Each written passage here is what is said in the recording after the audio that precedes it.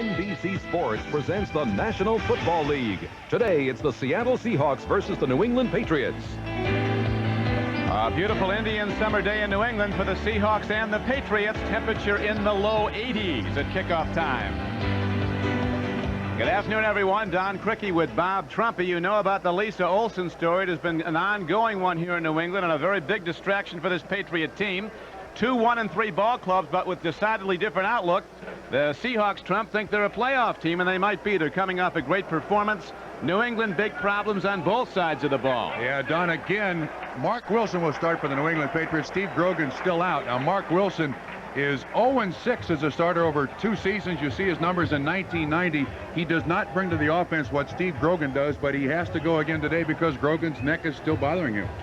The Patriots have given up more points than any team in the National Football League and more yards. Defense is a bigger problem than offense. Yeah, I don't think Mark Wilson is the big problem. This defense of Rod Rust and Charlie Sumner's has been pushed all over the football field. And I think that's the last thing Rod Rust expected about his defense. He's been a defensive coordinator his entire life. He frankly can't get him to stop anybody. Well, Rod Rust told us yesterday we finally had a good week of practice. He's optimistic the Patriots will play well. Seahawks, a very up football team at 1-3. They think they're going to make a run and get in the playoffs. And I think the main reason is their offense and the way that they're able to run the football. They found Derek Fenner, and along with John L. Williams in the backfield, it's back to ground chuck. Now, Fenner, with his 5 touchdowns in the last 2 weeks, has been very, very impressive, and the offensive line of the Seahawks is really playing well, Don. And on the defensive side, the Seahawks have not allowed a touchdown from opposing offenses in 6 quarters and an overtime period. They did allow that fateful field goal in overtime at Denver that cost them a victory.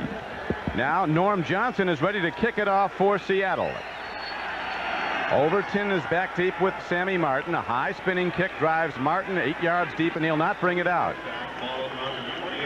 So the Patriots will start from their 20. 1st and 10. Mark Wilson starting again at quarterback. Bruce Armstrong at left tackle is the guy that they like to run John Stevens behind. Gamble, Chilton, Johnson, and Villa, the other offensive blockers.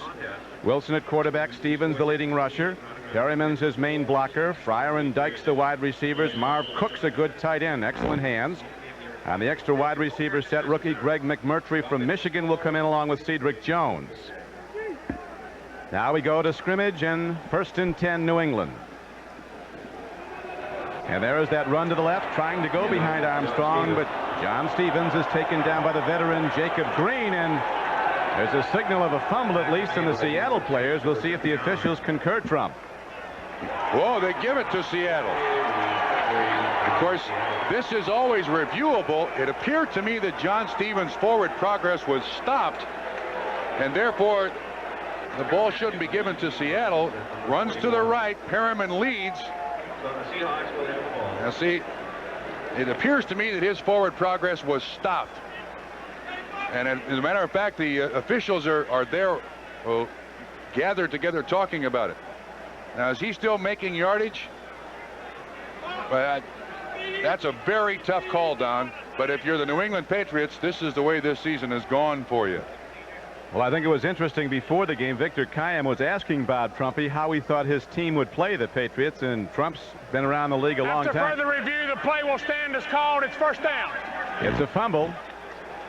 1st and 10. Tom Dooley, the referee. Well, Bob Trumpy responded to Victor Kiam. It depends greatly on what happens early in the game. If they get a bad break early, they might lose whatever confidence they have. They just got a bad break, did the Patriots. And Seattle's in the driver's seat early. 1st and 10 at the New England 20. Pitch back to John L. Williams. But the Patriots come a-hitting. Vincent Brown, left outside backer, made the stop, and there's also a marker down on the play. Offensive line for the Seahawks. Heck, Bailey, Fiesel, Millard, and Mattis, who's playing hurt at right tackle. Dave Craig at quarterback. Williams and the touchdown producer Derek Fenner the runners. Blades and Kane, 2 very good wide receivers. McNeil the tight end. Number 92, defense. Hands to the face. 1st down. This is a great start. Fumble. And then a 5-yard defensive penalty, which is an automatic 1st down. They got Ray Agnew, a rookie defensive end, for hands to the face. So what was a loss on the play is instead turned into a first down for Seattle, 1st and 10 at the Patriot 15-yard line. See Craig with an excellent completion percentage, tops in the league.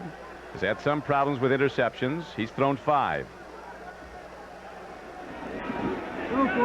Fenner right up the middle, and Derek Fenner busts on down to the 7-yard line on a 1st and 10 carry. He gets almost 9 yards. Seahawks are starting with 2 tight ends. Rod McSwain, the strong safety, makes the tackle there. He's in for Roland James, but it couldn't start any worse for New England. And for the Seattle Seahawks, they don't care about the New England Patriots' problems. Couldn't start any better for them. Seattle had problems of their own the first month, and then they got it all right on Monday night with a big win over previously unbeaten Cincinnati. 2nd down, 2 for the first down, 7 for a touchdown. No score, first quarter. Fenner down to the 5-yard line.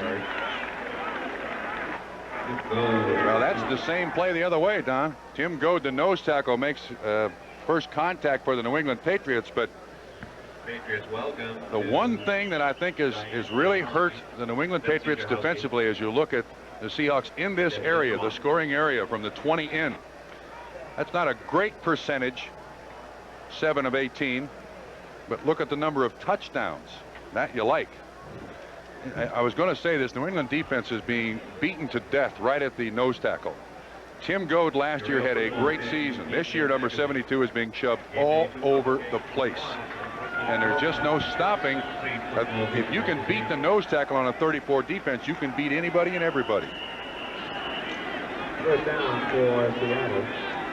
The carry was good for a first down. Last season, the Seattle Seahawks had a team total of 5 rushing touchdowns. In the last 2 games, Derek Fenner of Seattle has rushed for 5 touchdowns. He has 6 for the season, 1 on a reception, leads the NFL. Pitch back goes to Derek Fenner. Blockers in front. He's going in. Touchdown, Seattle. And derisively, the Patriot fans are cheering from. Well, I hate to be so negative at the start, but there was a college football game played about 50 years ago between Cumberland College and Georgia Tech, and the final score was 222-0. This has that prospect. This is an ugly beginning for a team that has been very troubled. Just a sweep to the outside, and Fenner gets that ball inside the cone and over the blue, and therefore a touchdown, although he did get up limping. As a matter of fact, Fenner is still down on the ground in the end zone. Extra point is kicked up and through by Johnson. No, he's off to the right. He waved it off, so it's no good. The Patriots do fall behind, but not by 7, by 6, and Derek Fenner seems to be all right now, as he has scored his 7th touchdown of the season, and his team leads 6-0. One of the biggest blockbusters of the season is not an action-adventure movie or a sci-fi thriller. In fact, it's not even playing at your local movie theater. It's at your local Subaru dealer. It's the Subaru Blockbuster. Talk about a powerful performance. You can get the Subaru Legacy L Sedan with air conditioning, cruise control, and AM/FM stereo cassette at spectacular savings. The Subaru Blockbuster. This one is a must-see. Now playing at a Subaru dealer near you. A Ranger never takes the easy way out. You're reaching deep inside you for things you've never known. Go! That's why getting into the Rangers is tough, and the training is tough.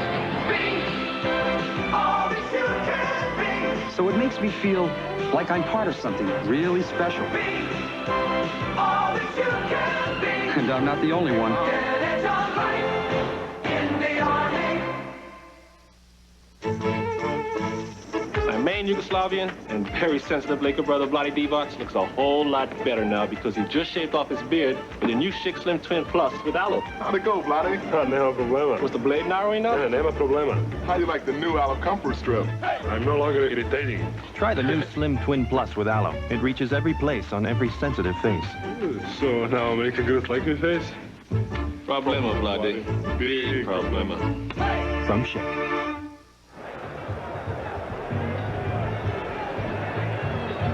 Back at Foxborough, the Seahawks, capitalizing on a Patriot fumble by John Stevens, take a 6-0 lead. And we saw Fenner go off to the sideline when he ran that sweep near side. He's just struggling for the corner of the end zone, and it appears, you watch this closely, he may have caught the sideline vehicle with his leg, or at least a cameraman, a photographer or something, but Fenner does appear to be all right. 6'3", 228-pound Derek Fenner with 7 touchdowns, 6 in the last 3 games. What's just beginning today is the spinning kick is taken by Don Overton, and he'll bring it out. Breaks it across the 15 and gets to the 17-yard line. So the Patriot offense comes out a second time. Quarterback Mark Wilson, Trump, has been sacked 8 times in his 2 previous starts. Yeah, and the problem is this offense, they have a great weapon in John Stevens, number 44. But because they've played from behind so frequently in this season, you know, they don't have a chance to give it to John Stevens, and we do have a player down on the field and already trailing 6-0. That's a Seahawk. Can't pick up the number. Game clock stopped with 12:35 to play. Seahawks and Patriots met here in Foxborough a year ago, and the Seahawks played an outstanding game, won 24-3. Dave Craig threw 3 touchdown passes, all in the second quarter. October 28th here in team physician looking at the right leg of whoever's down. Yeah, we still can't pick up the number clearly. Detroit Lions, nothing. This season will mark the 4th year that the Patriots will honor their most. First play from scrimmage today, a fumble by John Stevens, quickly turned into a touchdown for Chuck Knox and his Seahawks. 50, is that 55 or 59? Might be Ned Bolcar, rookie from Notre Dame. 55. That's Ned Bolcar, 2-time captain of the Fighting Irish, co-captain of their national championship team in '88. So Bolcar goes off. He's going straight to the X-ray room too, Don.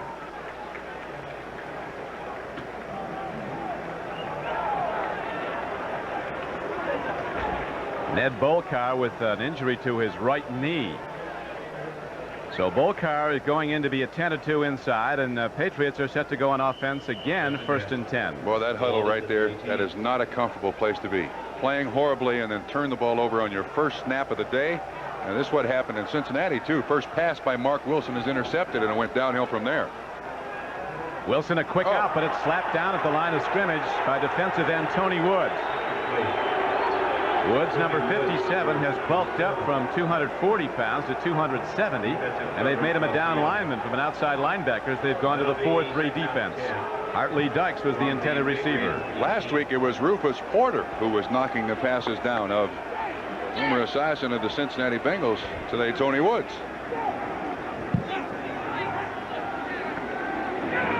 Now the Patriots align again, 2nd down and 10 from their 18-yard line. Seattle 6-0. Missed the extra point. Wilson is nowhere close to his target, and he hears from the Patriot fans. Rod Russ gave us a big vote of confidence, or he certainly gave his quarterback one yesterday, Trump, when we met with him.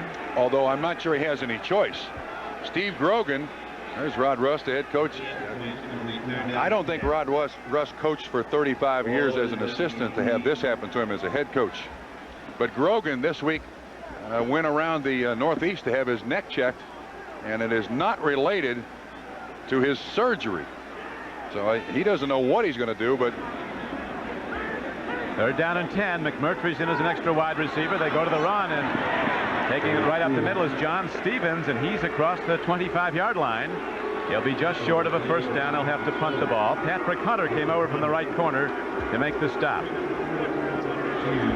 This is an inauspicious beginning, to say the least. James Jefferson dropping back deep now. Ready to punt the ball is Brian Hansen for New England. Patriots lost to Miami in their opener here at Foxborough. Should have won it. They won the next week at Indianapolis. In the last 2 weeks, they've been blown out. Here's a return now by Jefferson. And he brings it all the way back to the 49-yard line of Seattle, almost to midfield. A 37-yard punt and a 12-yard return.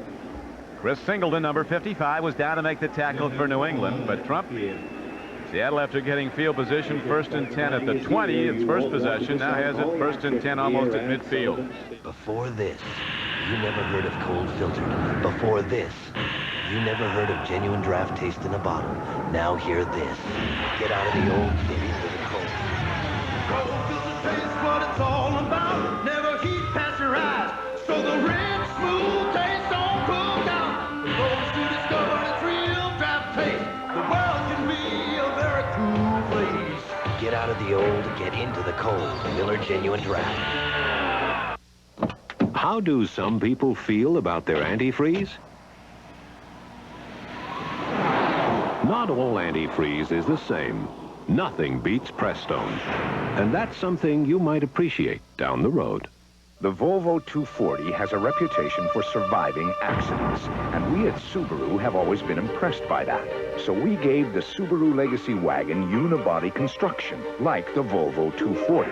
But we also gave it full-time four-wheel drive and anti-lock brakes, because the best way to survive an accident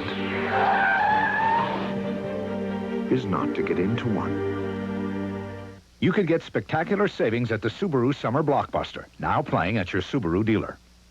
Buy 10 rolls of pink insulation, R13 or higher, to keep you warm indoors, and get a free NFL coach's sweater to keep you warm outdoors. Offer ends October 14th. NBC Sports coverage of the National Football League is brought to you by Subaru. We built our reputation by building a better car. By the U.S. Army. Learn how to get an edge on life. Be all you can be. And by Miller Genuine Draft. Cold filtered for real draft taste. So get out of the old, get into the cold. Back at Foxborough, this is Don Criqui with Bob Trumpy as the Seahawks have the ball on a 6-0 lead. Rod Russ told us yesterday number one objective of his defense is to try to control the Seattle running game. They did that time as outside backer Ed Williams, number 54, made the stop on John L. Williams. Rod Russ, 62 years old and a rookie as a head coach. We asked if he's having any fun at it. He said, not yet, not yet. He didn't spend all those years as an assistant to have this kind of disaster start his NFL head coaching career. 14 years defensive coordinator in the NFL. Last year with Pittsburgh was Rod Rust. Fenner tries it on second down and 10, and he dives ahead for maybe 3 yards. So a passing down arises as rookie Ray Agnew, number 92. He was a first-round draft choice of the Patriots out of North Carolina State. Looking at the 10-minute ticker. Chiefs up on Indianapolis 3-0. Houston has taken a 7-0 lead on San Francisco. Watch Houston. That's a team that might be coming on. And the Jets up unfavored Miami. Vikings lead the Lions at Minneapolis. Pittsburgh up on San Diego. Still no offensive touchdowns for the Steelers, but they do have a lead.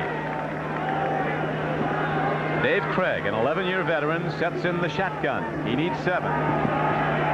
Long ball, open man. It's a connection to Scanzi, and he is down to John L. Williams coming out of the backfield, 32. And it's a 23-yard gain down to the 24-yard line. So Williams, who's been averaging 5 catches a game, gets a big one here. That's his 22nd catch of the season. This is a double rotation zone where the safeties go out, and John L. Williams, the complete player, a great running back, an excellent blocker, and an outstanding receiver. And you can see how important he is to the Seattle offense. A very big hit on 3rd and 7. Seahawks get 23. First down and 10. They lead the game 6-0. Fenner. Good open field tackle. Coming up to make the stop was the left side cornerback Ronnie Lepet, number 42. See, that's the thing that a guy like Fenner just, you miss it when you watch it on television, but here's a kid who is 6'3", 200, approaching 30 pounds, bouncing the ball out there like he's a little running back. This kid is a monster as running backs go, and he has that first step to get outside. They list him at 6'3", but he's got to be 6'5". He's big. Punishing runner. He'll take on tacklers.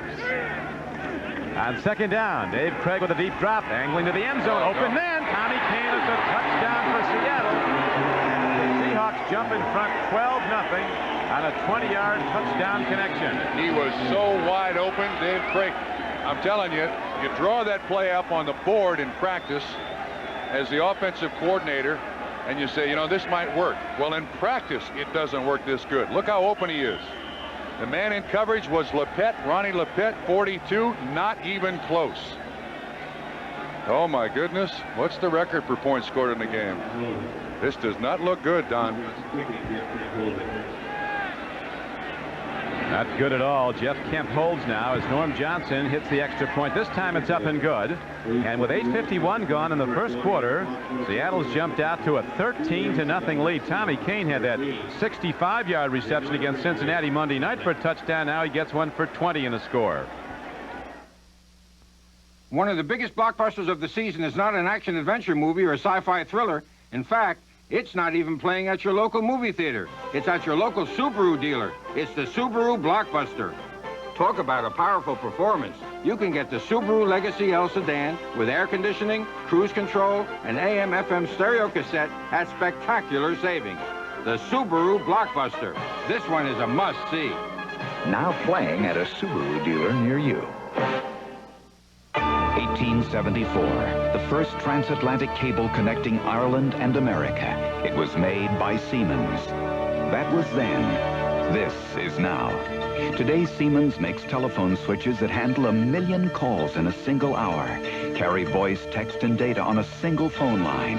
And at 23 research sites in America, the people of Siemens are developing technologies to connect us all to the future. Siemens, precision thinking.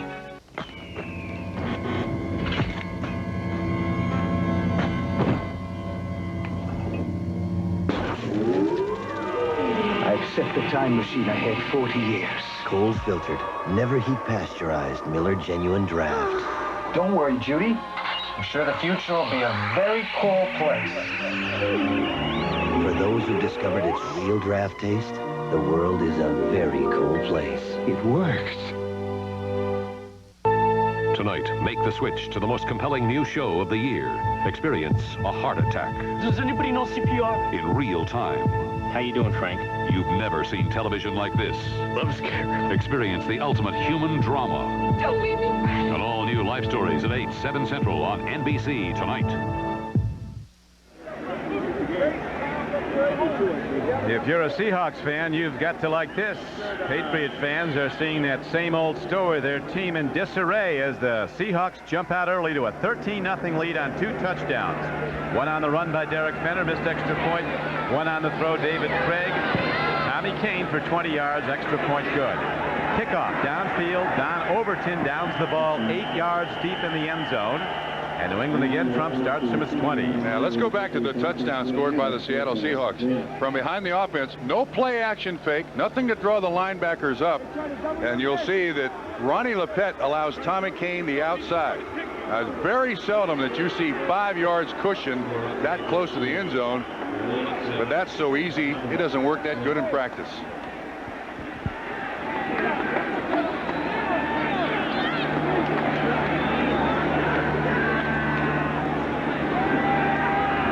To throw is Mark Wilson. He makes a connection to John Stevens at the 26-yard line. Gain of 6 yards. 2nd and 4. Now, Rod Russ coming up here. Those numbers have to just hurt his pride more than anything else. Points, yards allowed, and the points have happened so early in the game, Don, that it's basically taken the offense out of the game. Now, when you've got a running back like John Stevens who should get the ball 25 times a game, you basically have to throw that out the window and go to the pass. That's exactly what Coach Russ was saying. We've been out of our regular offense early in the second quarter. They're out of it in the first quarter. Trying to catch up football. Wilson again, a quick out. This time the ball is caught by Irving Fryer. He'll be just short of a first down. Yeah, see, that's a hitch pattern. It was 2nd and 4, if I'm not mistaken, and they can't even get a first down on that hitch pattern. You got to run that pattern to the yardstick. And Irving Fryer's got to go down to the ground to get it, so it brings up 3rd and very short, and that should be an automatic first down for the offense. Eric Sievers now comes in the game as an extra tight end. Hartley Dykes goes out. Sievers and Marv Cook, two sure-handed tight ends, aligned to block on third and less than a yard for New England. Stevens, first down and more. And Stevens fights out to the 35-yard line. So the Patriots get the first down, and they get a hand from the following here, a crowd of over 45,000.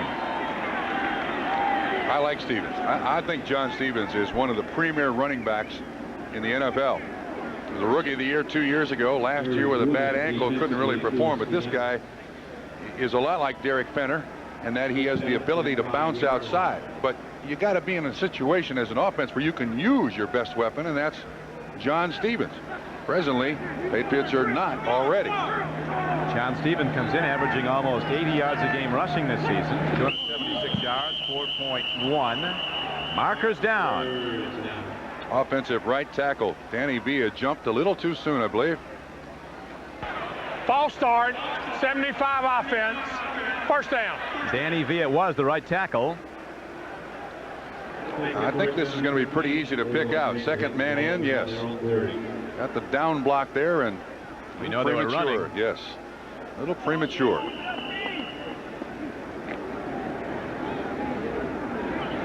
Villa, a huge tackle from Arizona State. Now the Patriots align. It's first down at the 30-yard line. First down and 15. Wilson gets time, gets the ball downfield, and it's taken down nicely by Hartley Dykes for a first down. So the Patriots have their first big offensive play, a 16-yard connection to Hartley Dykes. On first and 15, they get it done. Good pass protection. The Seahawks like the zone. This is the backside of the zone, and Dykes goes up and gets it for, it looked like Rufus Porter sprained his ankle or something. Now, this is a very tough turf to work on. Gonna be, ooh, he kind of hyperextended his leg a little bit there, Don. This AstroTurf is going to be taken up after this season. Wilson fires over the middle, makes the connection again to Hartley Dykes. A big target, 6'4". He was a #1 draft choice out of Oklahoma State 2 seasons ago. That was good for 11. Dwayne Harper was covering on the play. They're playing very soft on Dykes, and he's making connections with his quarterback, Mark Wilson. And the one thing you can, there's Rufus Porter on the sideline. There's no question he hyperextended his knee a little bit. He's the big pass rusher that they need in there. Looks like he's all right. Wilson, some good early numbers, moving his team down the field. Patriots trail the Seahawks 13-0. Again, the pass blocking is very good. Wilson has time to count the house. He throws and makes the connection, but the ruling is out of bounds. Irving Fryer, who started fast this season, then had some drops last Sunday against the Jets. The game the Patriots lost here in Foxborough, 37-13. So far, the pass protection for the Patriots been excellent. Seahawks not a bad pass rushing team, especially now with their new 40 front, 4-man front. Jacob Green, Joe Nash, rookie Cortez Kennedy, and Tony Woods across the defensive front. Wooden, a rookie. Como and Porter are the linebackers.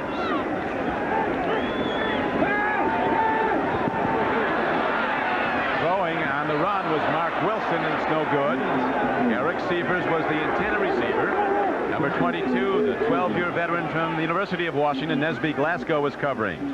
That time, Jeff Bryant, 77 of the Seahawks, put just enough pressure on Mark Wilson that he had to get out of the pocket.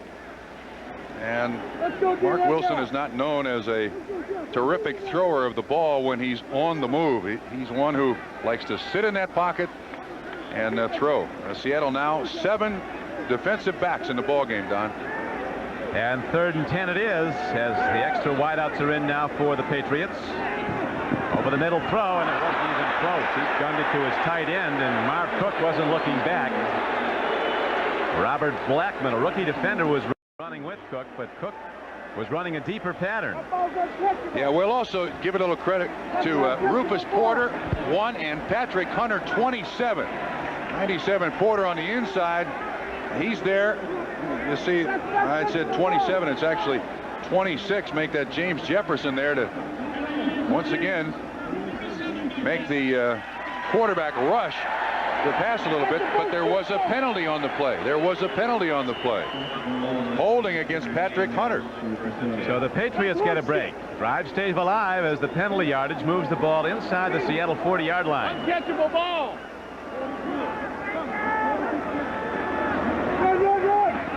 Power run. Robert Perryman, number 34, on a slant. Big back from Michigan takes it down to the 33-yard line.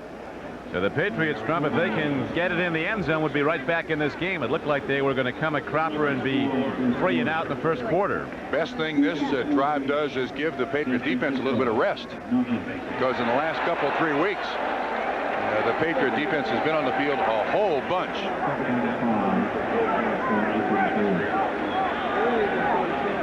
Patriots have been outscored 78-20 and losing their last 2 games.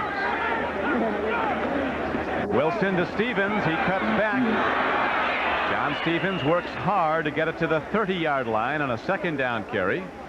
Brings up 3rd down and 3. Tackler was Terry Wooden, outside backer from Syracuse. You know, in our conversation with Tom Catlin yesterday, I asked him why he went to the 4-3 defense, and he said, well, for the last couple of years, we've been shoved all over the field. We thought putting that extra defensive lineman down there would help us a great deal, and they have 6 defensive linemen that they use interchangeably for our first-round draft choices, so there's a lot of talent there. John Stevens already 4 carries for 17 yards. 3rd and 3 now for the Patriots.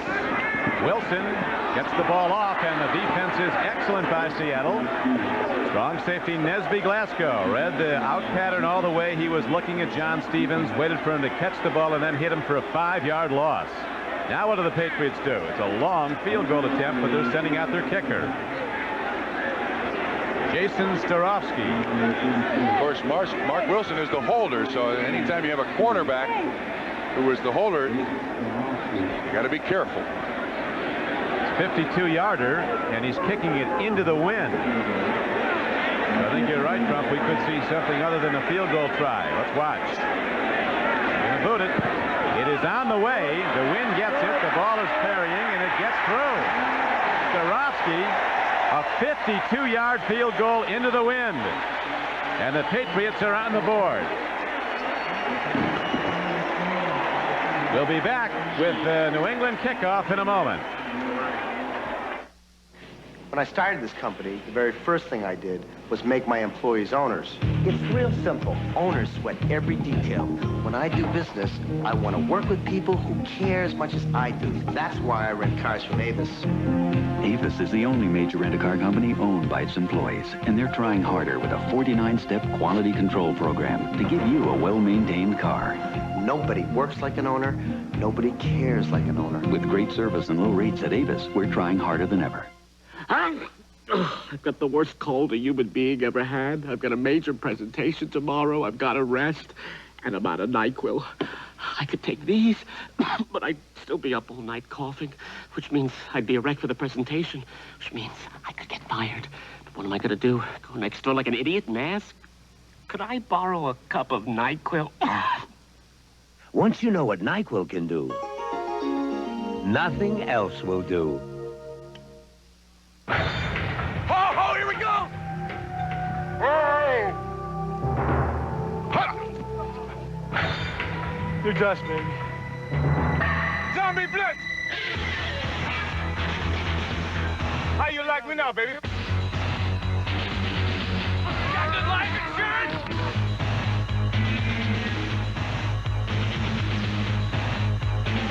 Call 911! Boomer and Everett. The Bengals battle the Rams. Next. Ready to kick the ball off is Jason Starofsky of the Patriots, who just hit a 52-yard field goal into the wind to give New England its first points.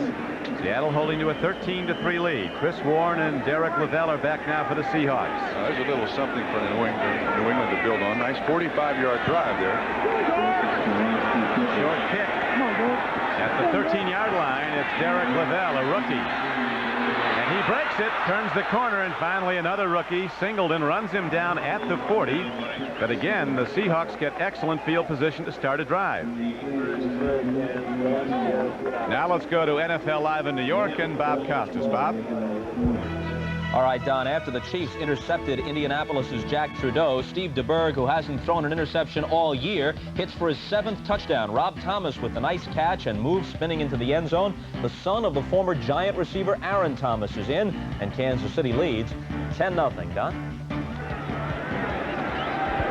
Thank you, Bob. Set to go here at Foxborough. Seahawks have the ball in a 10-point first quarter lead. 2:52 to play in it. Craig checks it out, fires to John L. Williams. And Williams, very short-handed, runs the ball out to the 44-yard line. A gain of 4 yards on the play. Fred Marion, free safety there on the tackle. Williams so valuable to this team and to Dave Craig. 4-yard pickup to the 44. And, of course, playing back there without his running mate, Roland James, who is normally there. Craig looking at that menu on his arm. Chuck Knox doesn't want anybody stealing offensive signals. So you see the thing down on his forearm? The entire game plan right there. A little phone book for him. Coded.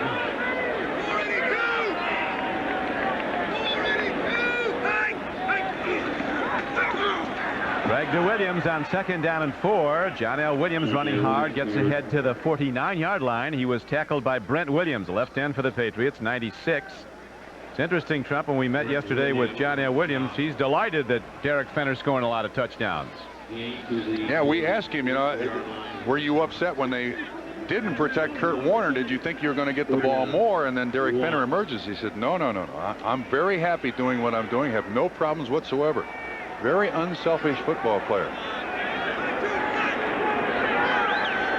3rd and short. Power set. Fenner is the I-back. Pitch back to Derek Fenner. He gets there. He dives across the 50 and down to the 47-yard line. He needed 1. He got 4, and the Seahawks keep their drive alive. I really think it's interesting, too, that the Seattle Seahawks with Fenner and Williams in the backfield basically have an offensive backfield that's 2 fullbacks. I mean, there's no way you can call Derek Fenner a running back, even though he's the deepest man in the eye. And with both these young men's foot speed and their ability to catch the ball, well, that's a valuable commodity back there. Patriot tackling was poor at best last week against New England. They stressed fundamentals working this week. Craig on the run, gets it away. He makes the connection, and the Seahawks get positive yardage out of what was very nearly a sack.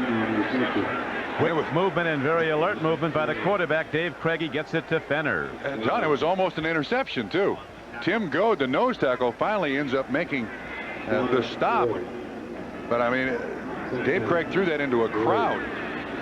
We'll watch Goad here. Grant Fiesel, 54, is the center. Goad being handled pretty well at the line of scrimmage, but then he sees the screen, and there's a linebacker right there. Somehow Fenner makes the catch and picks up the yardage.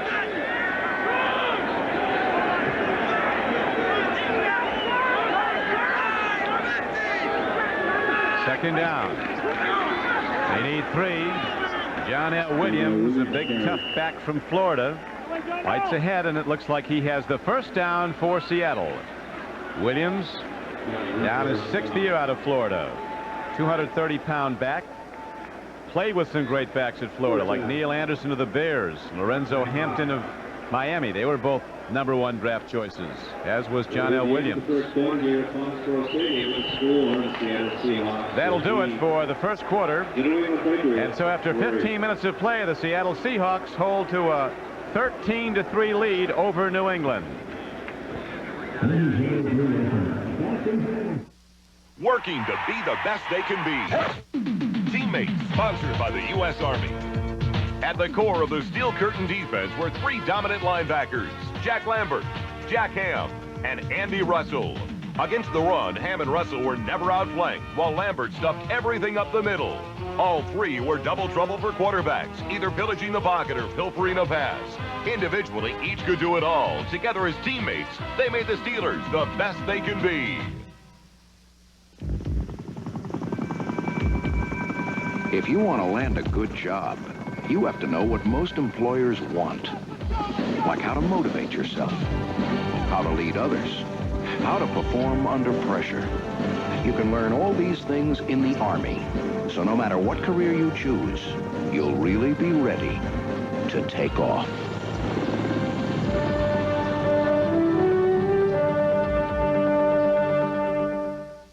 Only one antiperspirant in the world helps keep you so dry with the cool, clean scent of Old Spice. Only one deodorant in the world has so many odor-fighting ingredients with the cool, clean scent of Old Spice. There's only one Old Spice.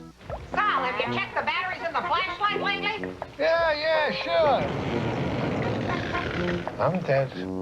A reminder to check your batteries with the new copper top tester. It's free and only from Duracell.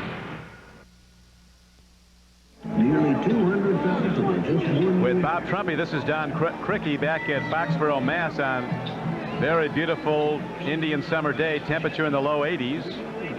And the Patriots trailing the Seahawks. Rod Rust's team down again, 13-3. Wait a minute, there's a scoop. Rod Rust has put the headset on. Yeah. The former defensive coordinator, he didn't want to put it on to interrupt the train of thought of his people. He finally puts it on the sideline. Seahawks with the ball. They've won 2 of the last 3 times they've played here in Foxborough, including last year. Craig, with good play faking, gets it to Derek Fenner, who's run out of bounds by the free safety, Fred Marion.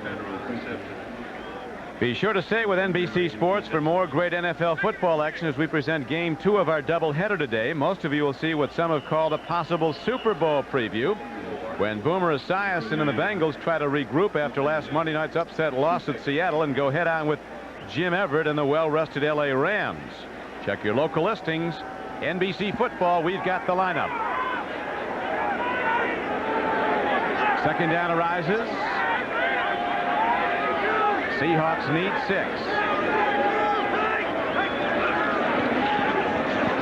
Williams moves up. Great open field tackle and a penalty marker down. Ronnie Lepet, the 7-year veteran from Miami of Florida, who's intercepted 3 already this year, makes a textbook tackle. Yeah, but we got to give credit to Vincent Brown. Here's the call, holding on the offense. Vincent Brown blew that play up. He consumed the guard pulling, and Fenner had no place to run. Here's Tom Dooley with the call. Who's the hold on? Holding, 44 offense. Penalty is declined. Third down. Wait a minute, he carried the ball, didn't he? John L. Williams carried the ball. Fenner on the hold. But Vincent Brown absolutely blew that play up. Vincent Brown, number 59, the left outside backer. Brown, Rembert, Reynolds, and Williams backing the line for the Patriots. One of their best, Andre Tippett, missing another game. He's been out now 3 games with a hamstring pull. Dave Craig with a deep drop on 3rd down. Throws over the middle, and the ball is connected with Jeff Chadwick. And it's a first down connection to the 23-yard line, an 11-yard gain. So Chadwick comes in for the long yardage play and does it very well. These receivers of the Seattle Seahawks getting smaller and smaller, but they've got great speed and like to run across the middle. That one, the closest man in coverage there was 23 Rod McSwain. That's just taking advantage of that zone defense. And Craig now on fire, 6 of 6. To start this game. Yards and 1 touchdown, a 20-yarder to Tommy Kane. Craig has a history of big games here in New England. First down, Seahawks. Fenner, not a whole lot there. He got the ball to the 20 for a gain of about 2 or 3. Rod McSwain, who's starting at strong safety for the injured Roland James, on the tackle along with 52, Johnny Rembert. Chuck Knox, the Seattle coach, needs 3 more victories to pass Bud Grant and become the 7th winningest coach all time in the NFL. There's Coach Knox down to his fighting weight. Lost 63 pounds? 63 pounds. Looks great in person. He really does. I mean, he looks 20 years younger. Good on television, doesn't he? He looks better in person than he does on TV. His wife, Shirley, gave away all his large suits, so she said if he goes back up in weight, it's going to not only cost him for the new wardrobe he has now, but another big wardrobe. Fenner runs the ball and gets inside the 20 down to the 18-yard line. Garen Veras made the tackle. It brings up 3rd down and about 5. Well, this drive started at the 40-yard line for the Seattle Seahawks, and they've pretty much had their way so far with this New England defense. As you see Fenner leave the field and 4 wide receivers on. This is where the Seattle Seahawks excel. 4 wide receivers will catch the ball over the middle. The field goal by Starowski for New England's points was credited officially at 53 yards, which ties the club record with Gino Cappelletti, but Starowski hit it into a strong wind. The flags were straight out at him. Blitz coming. Out pattern, the ball was tipped. It's still caught. Paul Scanzi made the reception. As you see Craig signal over to his bench, we need about a foot. Yeah, he wants to go, obviously. Quarterbacks always signal we need about a foot. It's never a yard, but Norm Johnson is coming in. And every receiver goes back in that huddle and sells them as being open, huh? Absolutely. I'm wide open, and we only need a foot. Quarterback asks what you got. Anything, all day. The guy doesn't give me any respect. Just throw it out there. I'll get it. This is a confidence builder, I think, for Norm Johnson. Norm had that tough moment, a former Pro Bowl kicker. Now he hits the field goal try, and he drills it. So Norm Johnson powers the ball through, and the Seahawks extend their lead to 16-3 with 11:12 to play in the first half. 31-yard field goal.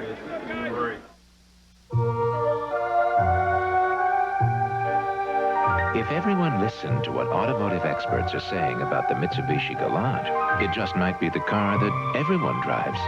Mitsubishi, the word is getting around. Red Devil enamel. You can always count on its durable finish. Harder than ordinary paint, its beauty lasts and lasts. Red Devil enamel for the finish of a lifetime.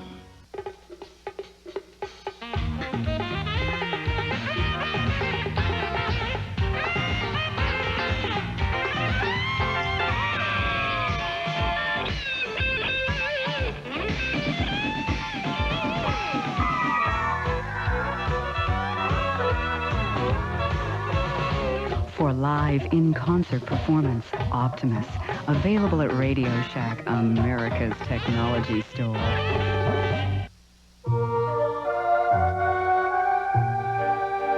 If everyone listened to what automotive experts are saying about the Mitsubishi Galant, it just might be the car that everyone drives.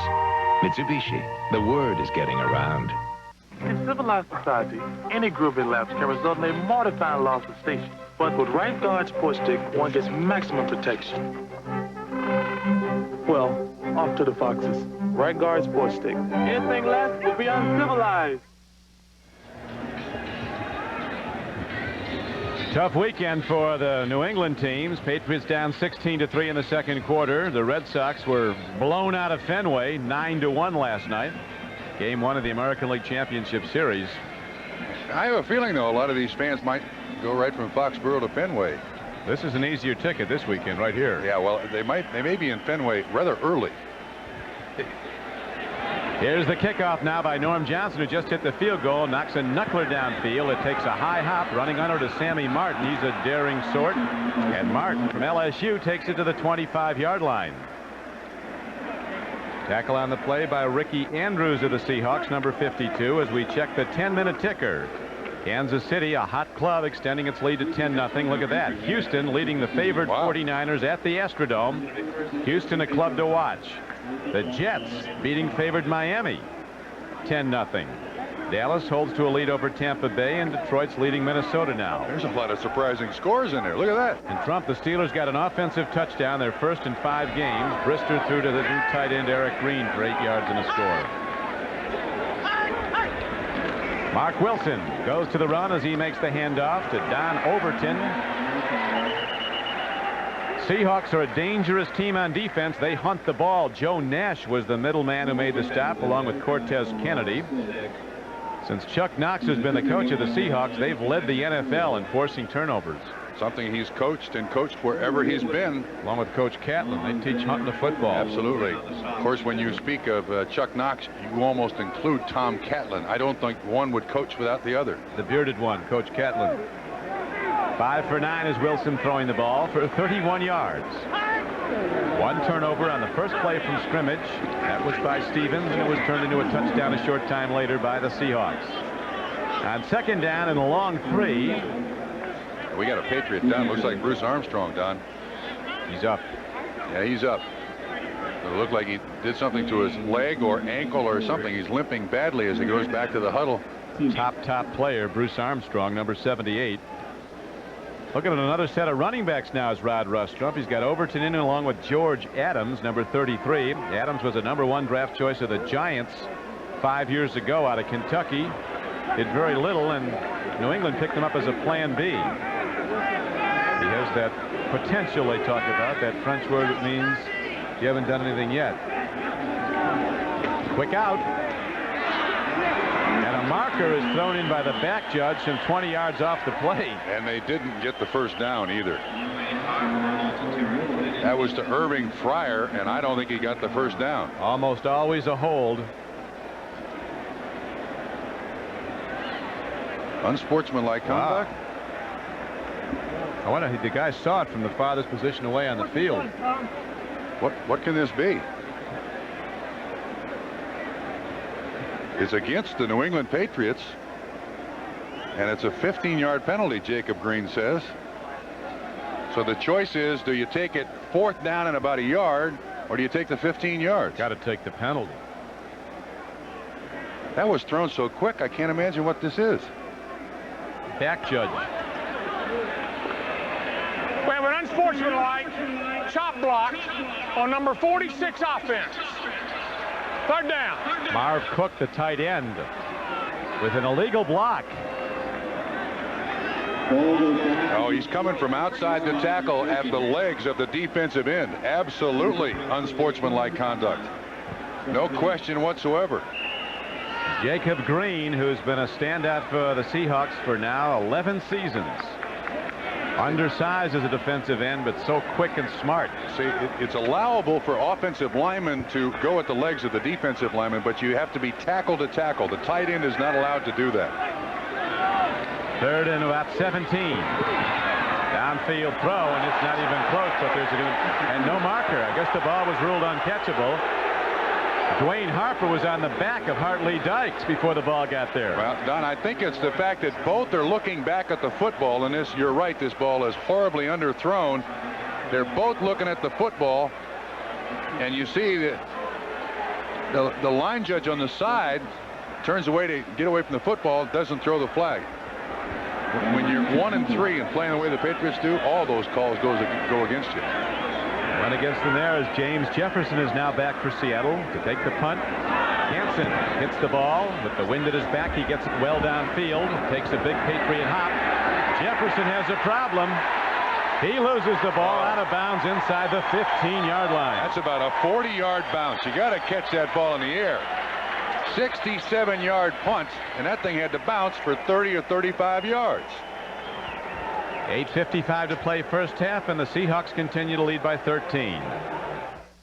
Wouldn't it be great if you were at a party and suddenly you could read people's minds? And wouldn't it be great if you knew that Candace Robertson wanted beer? Really great beer like Keystone, the fresh cold filtered beer in a can that tastes like beer in a bottle because of Keystone's specially lined can. And wouldn't it be great if later that evening you and Candace went to Vegas? Yeah! Cold filtered Keystone and Keystone Light, bottled beer taste in a can. Wouldn't that be great?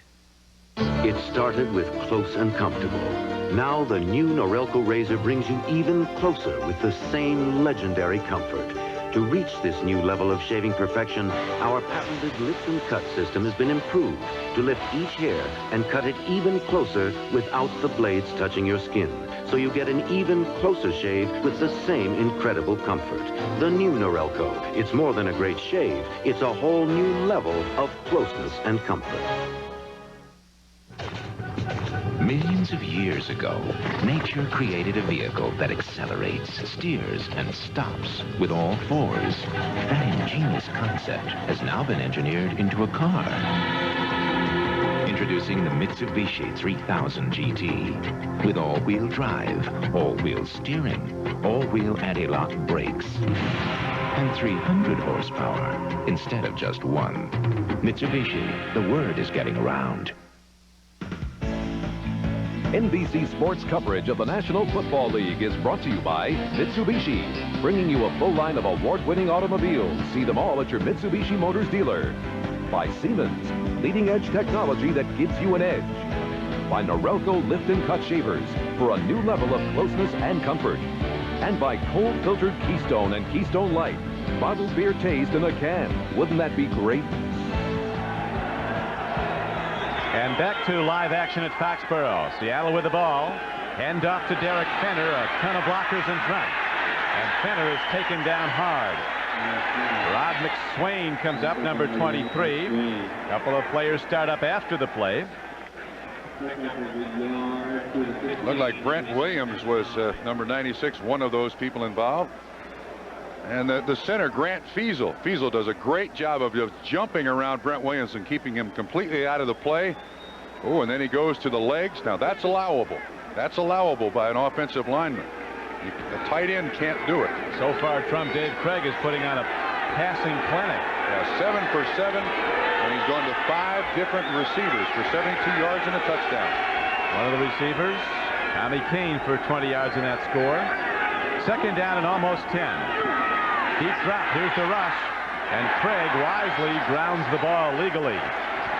Intended man was covered and the rush was coming. It was coming hard. Yeah, it looked like Agnew and Chris Singleton, the first-round draft choice of the New England Patriots, just beginning to get into this defensive game plan of the Patriots. Now, Tim Goat is now out.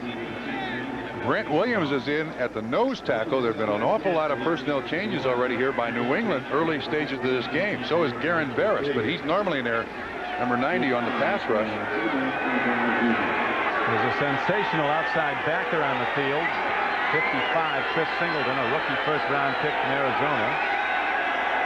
He's really good for the Patriots. Third down, Craig needs 10. Big rush again, but they give Craig a moment, and he fires downfield. A connection for a first down. The veteran Paul Scanzi is 17 yards down the middle for a first down. Eric Coleman. Marker down, no Trump, in the backfield. Yes, and Eric Coleman was the closest man in coverage. And again, Seattle taking advantage of just the zone coverage by New England. Everybody's walking ahead. Looks like Tom Dooley's going to call this against Craig New was England. signaling to his bench that somebody grabbed his face mask. We'll see. Personal foul, roughing the passer. Roughing the passer. 96 defense. First down. So not only is the play good, there's also a first down penalty. They'll take the biggest that gets be tagged down after the catch. 17-yard reception, and now an extensive penalty all the way out to the 48-yard line. Brent Williams is the man who makes the contact. He's trying to get around Ron Mattis, number 70. There's Goad. Let's see what happens. Shot to the head. Craig wondering. You're supposed to leave that quarterback alone. Free agent Dave Craig, who's been to the Pro Bowl 3 times.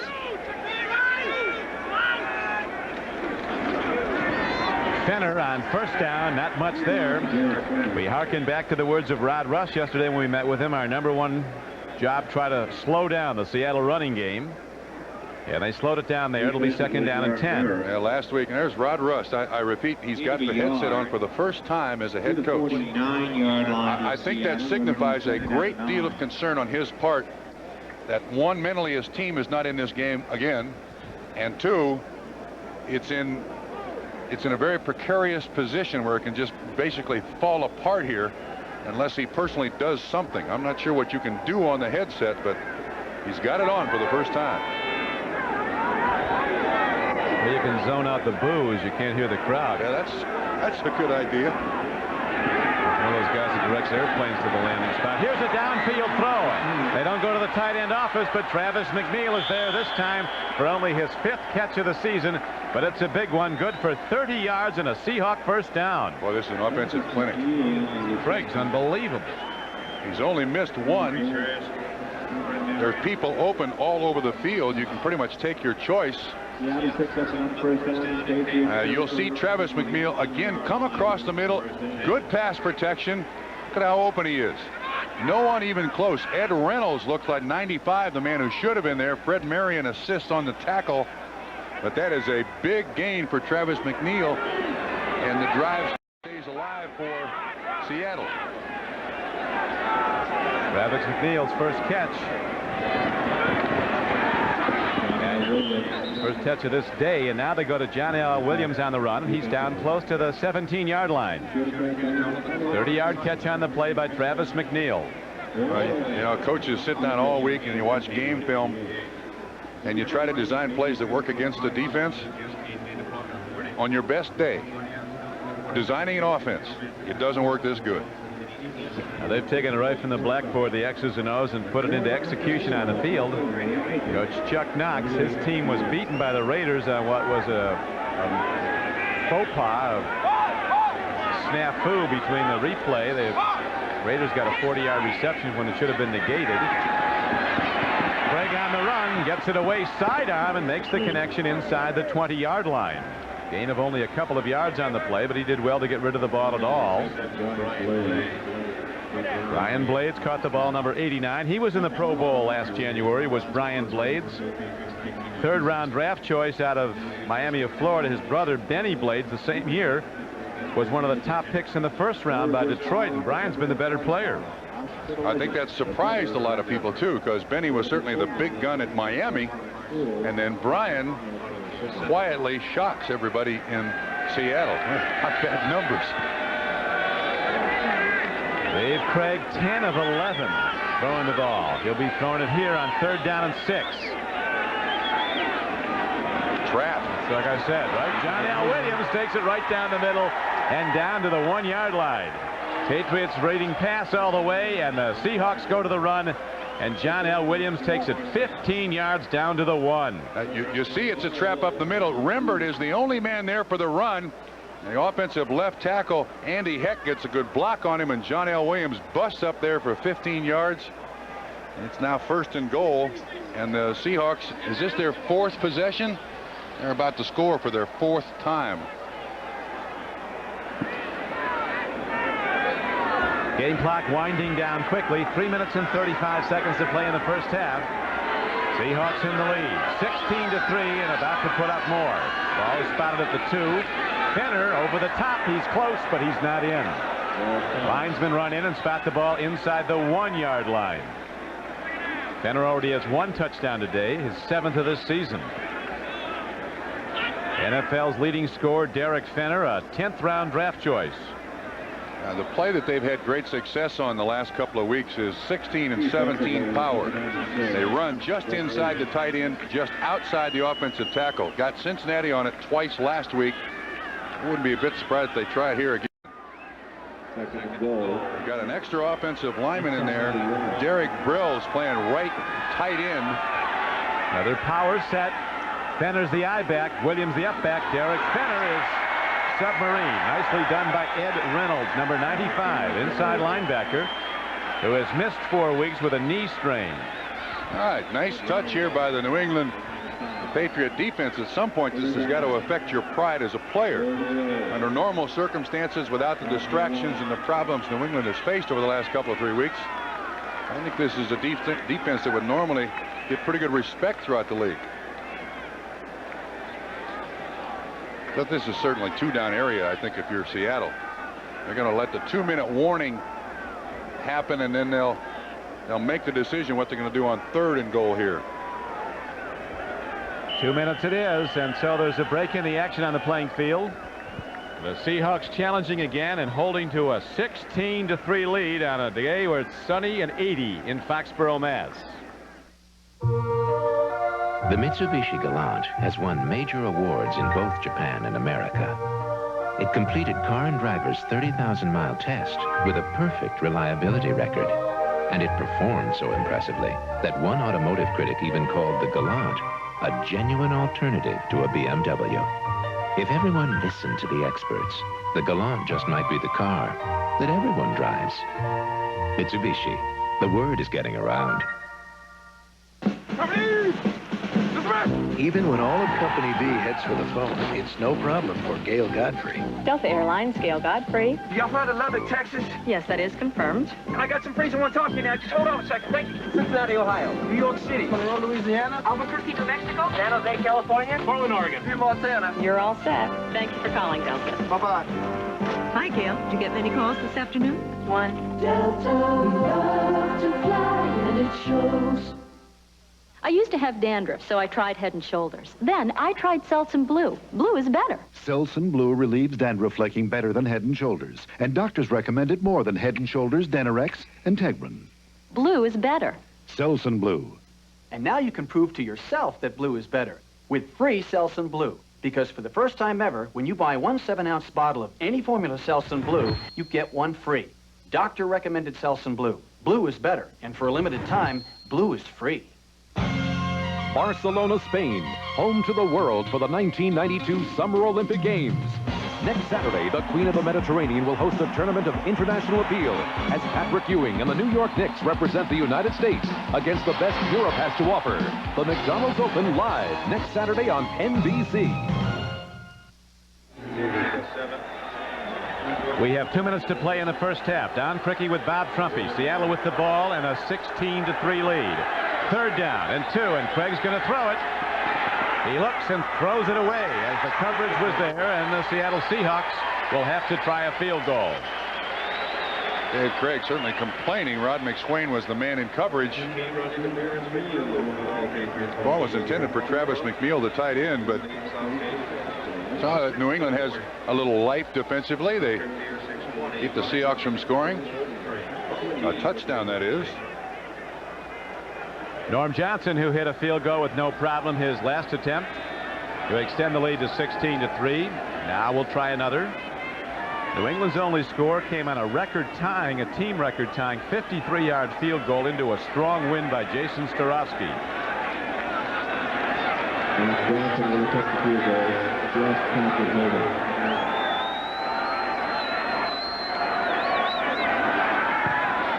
Johnson hits the field goal up and good. And so the Seahawks now move their lead to 19-3 with 1:52 left to play in the first half.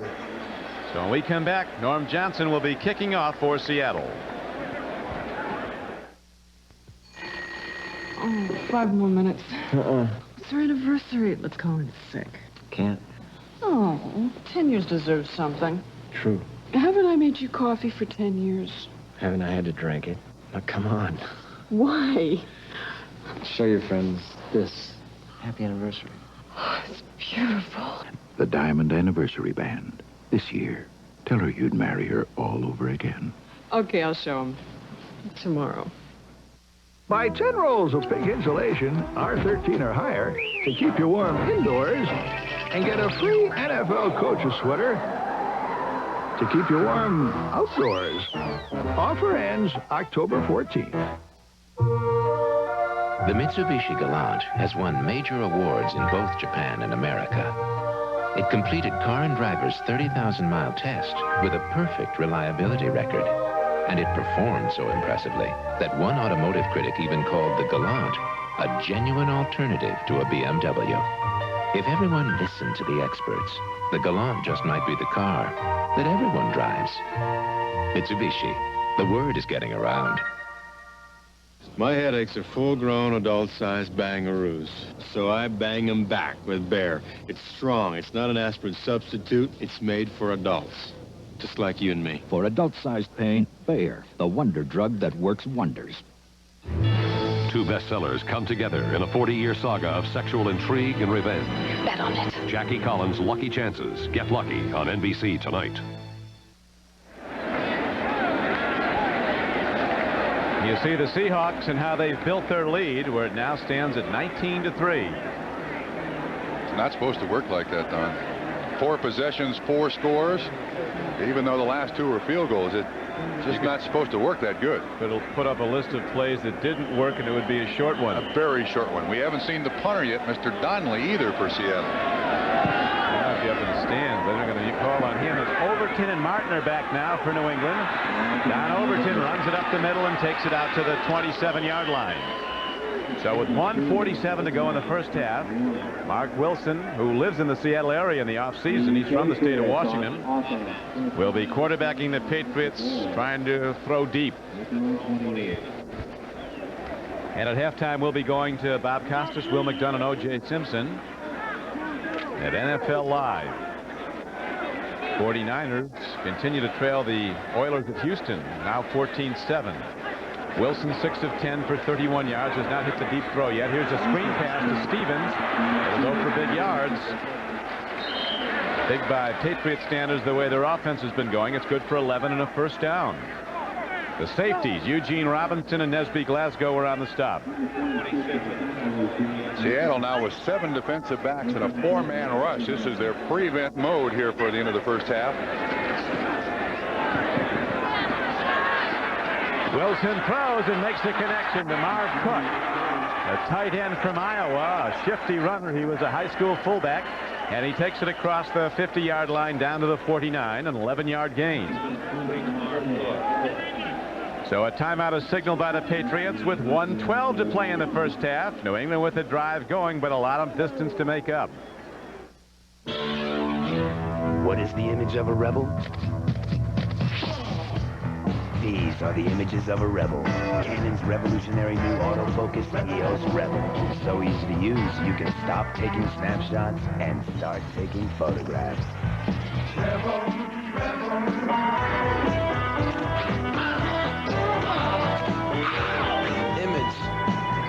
Everything. EOS Rebel from Canon. So advanced, it's simple.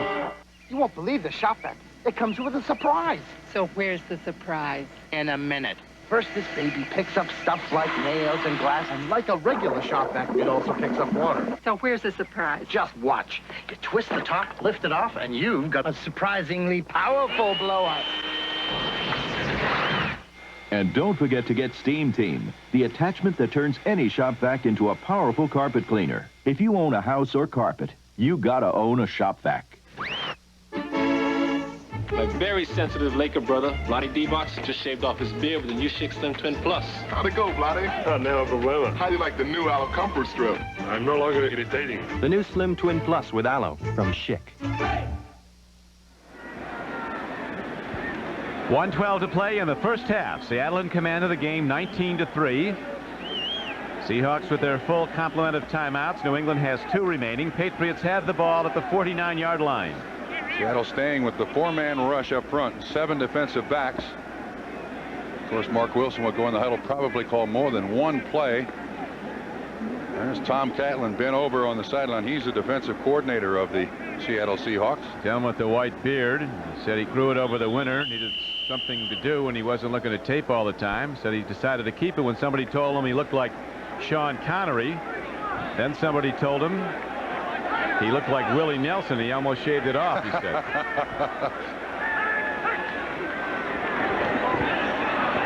They go to the run, and with the ball is John Stevens, who takes it straight ahead down to the 45-yard line.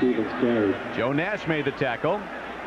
Joe from nearby Natick, Mass. and Boston College. That run, it's a keep the defense honest run. Wilson is sacked all the way back at the 44-yard line. Porter. Rufus Porter, we were concerned about his ankle. Rufus as well. First sack of the day. Looked like Rufus Porter was untouched. Normally an outside linebacker. He lined up inside the defensive formation, and nobody laid a glove on him. Wilson gets time. Downfield throw. It's a pick. Eugene Robinson, the free safety, has the ball for Seattle, and he's back to the 47-yard line of the Patriots with 36 seconds left. But Mark Wilson is telling the receiver, you ran the wrong route, and Patriot fans not happy. Again, with those 7 defensive backs, it's very difficult to find an open spot for a receiver to be. The quarterback can be fooled so easily. Robinson makes the nice interception. Irving Fryer 80 on the tackle, so Seattle's got another chance to score with 36 seconds left here and 3 timeouts. Mark Wilson not happy. I think that was probably right, Trump. Somebody ran a wrong pattern. That is his 6th interception. There you see it. Rod Rust was talking yesterday about the importance of a quarterback challenging a defense. You've got to go out there with the idea you're going to challenge the defense, and a lot of times that means throwing downfield before you want to. You have to throw before the break. Have the confidence to do it. Now a throw and almost picked off the other way as it caroms out the hands of Paul Scanzi. And Eric Coleman, number 22 of the Patriots, almost had an interception. Game clock with 33 seconds to play in the first half. Now the turnabout for these two teams. New England is going to be in the prevent mode. Put as many defensive backs out there as you possibly can and make sure the receiver stays in front of you so you can make the tackle.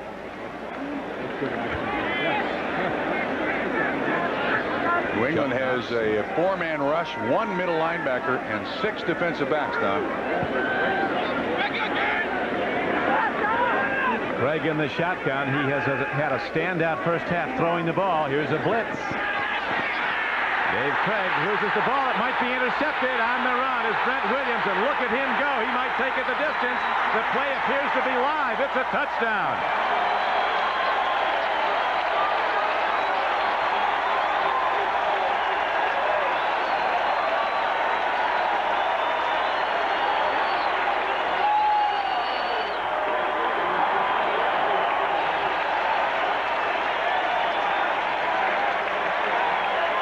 Craig's arm was hit. The ball was coming forward. It would have been an incomplete pass if it hit the ground, but it was intercepted by Brent Williams, and he runs it back 44 yards. And the Patriots have something to cheer about for the first time in 3 weeks. Looked like Garen Barris was the man who grabbed Dave Craig's arm. He beat Andy Heck, the offensive left tackle. The extra point is good. And so with 22 seconds left in the half, it's a 19-10 game, Seattle. You should see the whole thing. It looks like Barris gets around Heck. 90 is the one who hits his arm. No, his arm's not going forward. And Brent Williams makes the interception and then shows outstanding speed down the sideline. Really? Watch it again from this end zone replay. It'll come from the right. Garen Barris, number 90, just beats Andy Heck. It ends up being a fumble return, but the ball didn't even hit the ground. I think that's an interception. Now watch from the left of your screen. Here comes Williams. Terrific. He knows what to do with it. Our producer today for NBC Sports is David Michaels. Our director, Ned Tate. The executive producer of NBC Sports is Terry O'Neill, as Brent Williams intercepts and runs it in 44 yards for a touchdown. That's the only way New England can get back in this game, is come up with the turnovers, and lots of them. That, by the way, is the 3rd defensive touchdown scored against the Seattle Seahawks in this 1990 season. All 3 fumbles returned for touchdowns. Very interesting, and it could give new life to the Patriots as we have a whole half yet to be played, including an additional 22 seconds. Here is Chris Warren. He's a rookie, running back the kickoff for the Seahawks, and he gets to the 18-yard line. So Dave Craig comes back out. It was really a wild couple of plays. A wrong pass route, and Wilson's ball a little bit earlier was right to a defender for Seattle, or Eugene Robinson. And then the big play by the defense, culminating in number 96, intercepting and running it back 44 yards for a touchdown. Well, there's a little life for the New England Patriots. I would have a feeling now with 16 seconds left, Seattle's going to be happy to just sit on the ball here, win in halftime, and get ready for the second half. Take no more chances. Yeah, that's what they're doing. They'll break it on down now. That'll do it for the first 2 quarters of play. Interesting, and a lot more to come as Coach Rust has to feel better about things now, Trump, going off down just 19-10. But the first half totally dominated by the Seattle Seahawks and Dave Craig.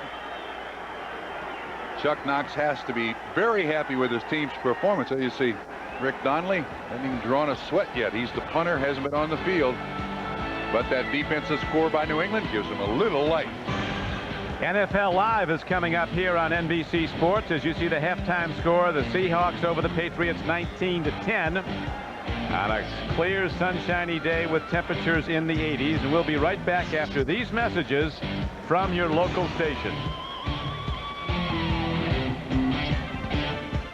He's Tom Flake. Okay, listen up. If you're not playing McDonald's McMillions on NBC, you're missing a chance to win $6 million tonight.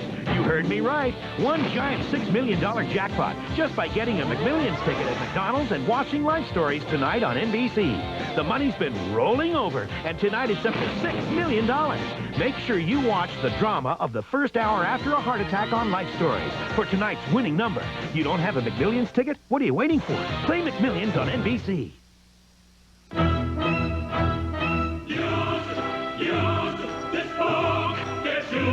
It is the one that we use.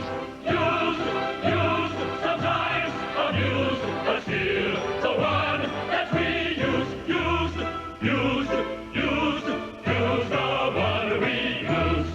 It's the one that gets used. U.S. West Direct. That's why it's still the one. Beginning Monday, October 15th, something new comes to local TD News. A different way of covering the local issues that affect you. With exclusive in-depth coverage of the day's major story. Reported clearly, concisely. Beginning October 15th, Top Story becomes part of King 5 News each weekday at 5.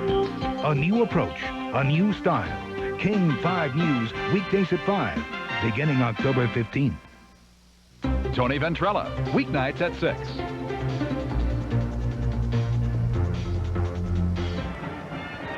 Halftime at Foxborough, and the Seahawks are leading the New England Patriots 19-10. Don Criqui with Bob Trumpy. The game started for the Patriots with an offensive mistake, a fumble by John Stevens. The half ended with some defensive heroics, and in between some great passing by Dave Craig of Seattle. I don't believe New England is in this game yet. In order for them to get back in it, they're going to have to come up with a lot more turnovers in order to equalize a very lackluster performance. But Seattle, I mean, offensively, everything that they've tried, with the exception of the last play of the half, worked for them. So Chuck Knox could not be happier except for that one major mistake, and it wasn't on Dave Craig. That was on Andy Heck, the offensive tackle. I tell you, Trump, one thing that stands out, though, this New England defense has really played hard. The pride's at stake here.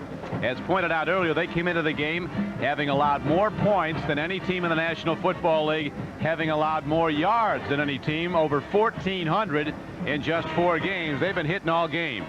Yeah, they have, but I think the die was cast very early. The first 4 times the Seattle Seahawks had their hands on the ball, they scored 2 touchdowns and 2 field goals.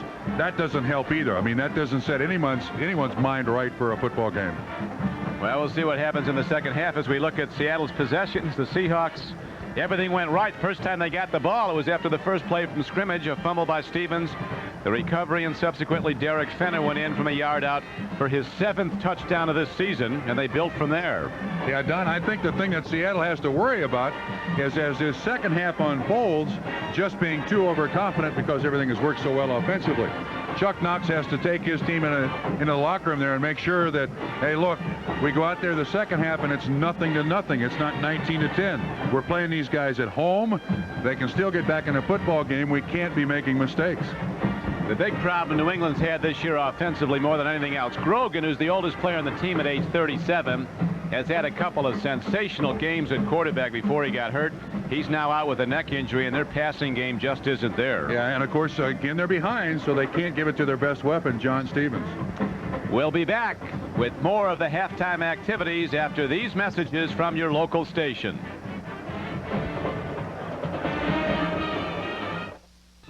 Tonight, 2 best-selling novels come together for one delicious event.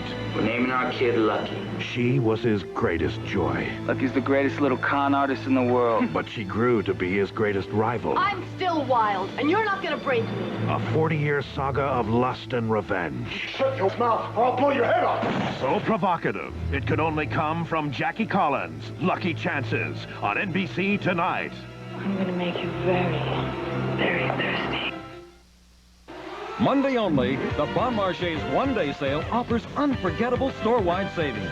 Save 25% on all regular price fine and casual china. Save 30% on the entire stock of all regular price cotton flannel sheets. This Revere-Ware 7-piece cookware set is now $59.99. And save $200 on this Techniques 110-watt component stereo. Now just $7.99. Don't forget, one-day savings, 9 a.m. to 10 p.m., Monday only at the Bon Marché. Evening, weeknights at 7:30.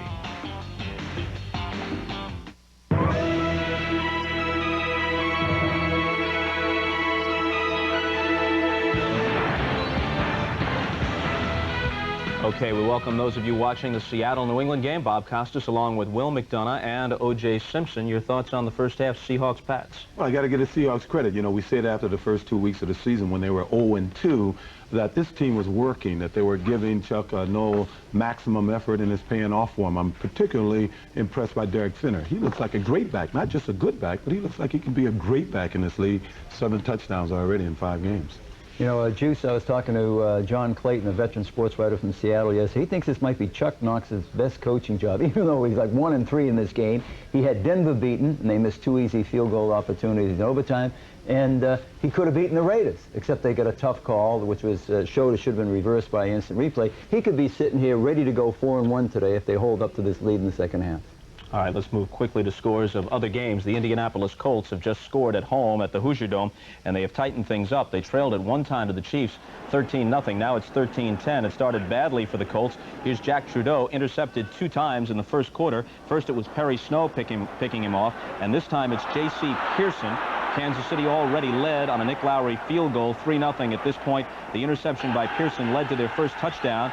Here's Steve DeBerg, who hasn't been intercepted all year, throws for his 7th TD. Rob Thomas, nice spin move after the catch, gave them a 10-0 lead, but things have tightened up, and KC now leads it 13-10. San Francisco playing at Houston. Surprising developments here. They've gone to the half. Warren Moon scores from the 1 off the game's opening drive. Then he throws 30 yards to Drew Hill before Joe Montana got it in gear with a 7-yarder to Jerry Rice. But Houston has the lead by a touchdown, 14-7 at the half. San Francisco, an excellent road team, possibly being upset here, but of course an entire half to play. The Jets at Miami. The Jets have dominated the first half. They lead 13-0. Miami got close, and on the last play from the 1-yard line, Sammy Smith was stopped short of the goal line, so they are shut out in the first half and trail 13-0. Tampa Bay is playing at Dallas. A Troy Aikman touchdown pass gives the Cowboys the lead in this one at the half, 7-3. In the game you're watching, Seattle with the lead over New England. The score is 19-10. Detroit is playing at Minnesota in an NFC Central matchup. They've just gone to halftime. Rich Gannon has thrown touchdown passes to Anthony Carter and Hassan Jones, and the Vikings have the lead at 20-10.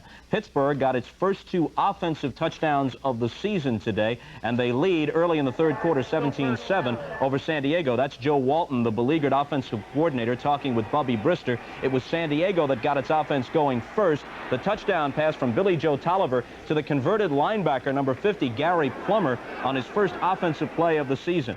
And here's the breakthrough. Eric Green, the holdout tight end, makes the tumbling catch from Bubby Brister. In he goes from 8 yards out. Then moments later, Walton and Noel had further reason to smile. It'll be Green again from Brister. They scored 2 TDs 8 minutes apart after having gone 9 months without an offensive touchdown. Since last January in the divisional playoff game against Denver at Mile High Stadium, in football terms, they went 4 hours, 46 minutes, and 24 seconds before they scored with 14:02 to play in the second quarter of this, the 5th game of the season. New Orleans is playing at Atlanta. A field goal for the Saints. Morton Anderson just kicked it to untie it. The Saints, with moments to go before halftime, leading 17-14. Chris Miller has thrown for one and thrown for another for Atlanta, and John Fourcade has done exactly the same thing for the Saints. Now on to other news. We'll give you a look here at the visitors' locker room at Anaheim Stadium, occupied today by the Cincinnati Bengals. You see the privacy curtains ordered by Coach Sam Weish as Boomer Esiason and some of his teammates arrive. There it is, with the curtain pulled across the shower and others in front of the locker. You know, you just have the curtains, you issue some robes and some towels, you use some common sense, people conduct themselves civilly, and it doesn't have to be a federal case. Now, as we wrap things up for halftime, this was the scene earlier today in Pittsburgh, where a monument to legendary Steeler owner Art Rooney was unveiled before the game. And the Steelers, trying to commemorate the occasion in appropriate fashion, are leading the Chargers at halftime. Now let's go back to the field. Teams are back on the playing field at halftime here in Foxborough, where the Seahawks lead the Patriots 19-10. Don Criqui with Bob Trumpy. There was a spectacular defensive moment for the Patriots late in the second quarter. It has now been officially ruled a fumble recovery in midair and a subsequent return for a touchdown by Brent Williams, but it was a big play, and they really needed one, Trump. Yeah, all started by Garen Veras, the defensive end, number 90. He beats the offensive left tackle. You'll see it from the left-hand side or the right-hand side of the screen, where Garris gets around Andy Heck and just gets his hand in there. And then Brent Williams is certainly at the right place at the right time. He picks it up 45 yards later. The only touchdown the New England Patriots have scored in the first half. I don't think he's going to be in on the spread offense, but he does manage to get the ball in the end zone. And it also gave his team an emotional lift, I would think, because not much had been happening. They had a record-tying field goal by Starowski, 53 yards. That was their only other points. Yeah, you're looking for anything if you're a head coach like Rod Russ to go in and tell your team that that's something we can build on. Now, Seattle starts the second half with the football. He's obviously preaching again, turnover. Get the ball back in the offense's hand. First half numbers on the stat board are decidedly Seattle, as you would expect.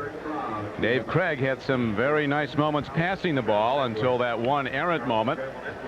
It looked like his arm was coming forward, but the officials said no, it was actually a fumble. But Brent Williams got it in midair and ran it back 44 yards for the New England touchdown. And done oddly, there have been 3 defensive touchdowns scored against Seattle. All 3 have been on fumble recoveries. 2 weeks ago, of course, you remember that Carl Mecklenburg fell on a ball that bounced out of Craig's hand and rolled into the end zone in Denver. And now Brent Williams takes in a fumble for a touchdown. There's Mark Wilson. His numbers in the first half, not bad numbers. He's 7 of 13, 55 yards. But he didn't have that downfield stuff. Nothing downfield. I think the big factor is that John Stevens has just 5 carries for 20 yards. And that's a result of being behind. You got to throw the ball to get back in this football game.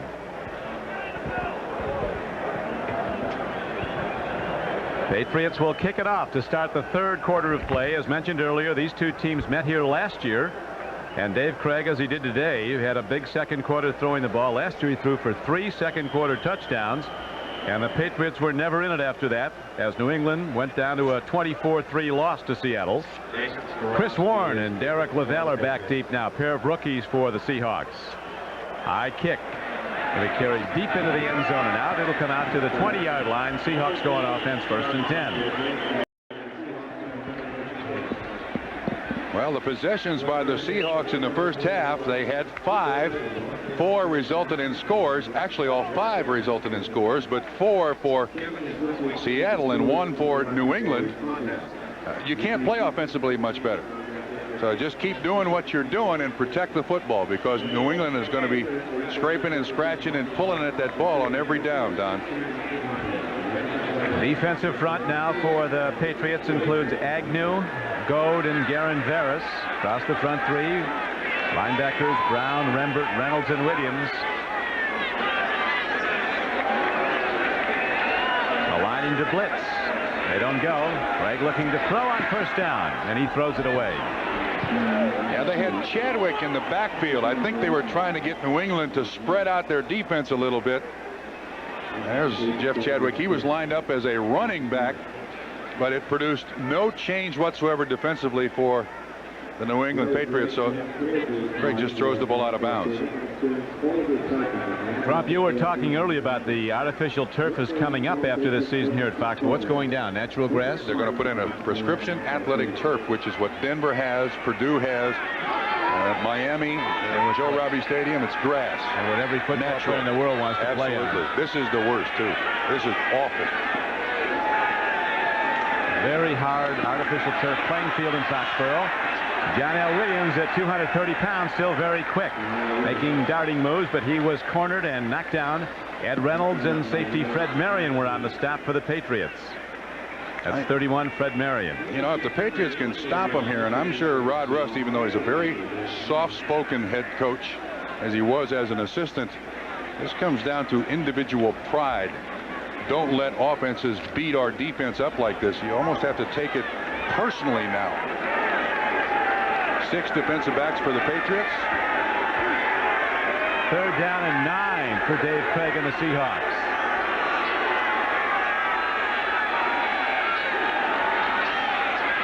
Deep patterns. Outlet throw, and Williams can't get to it, so the Patriot defense, obviously inspired, ignited perhaps by that big play towards the end of the first half, Sends the Seattle offense off the field. 3 downs and out on their opening possession of the second half. And Donnelly Trump is on the field to punt for the first time. No, I'm not so sure if I'm not the New England Patriots here. I don't try for a block. Chick Harris, the running backs coach, next to Chuck Knox. Rick Donnelly saw one of his come back Monday night. Now let's see if they go after it. Fryer's back deep, but well, you need something to fire up this team. No, they're going for a return. Well hit. Donnelly had one run back by Cincinnati for a touchdown. Good kick. Gets a hop downfield. Fairly good field position for the Patriots to start the third quarter. A 41-yard punt, and as you saw, no return. Mark Wilson of the New England offense comes out. We have 13 minutes and 49 seconds left to play in the third quarter as Rick Donnelly just punted for the first time today for Seattle.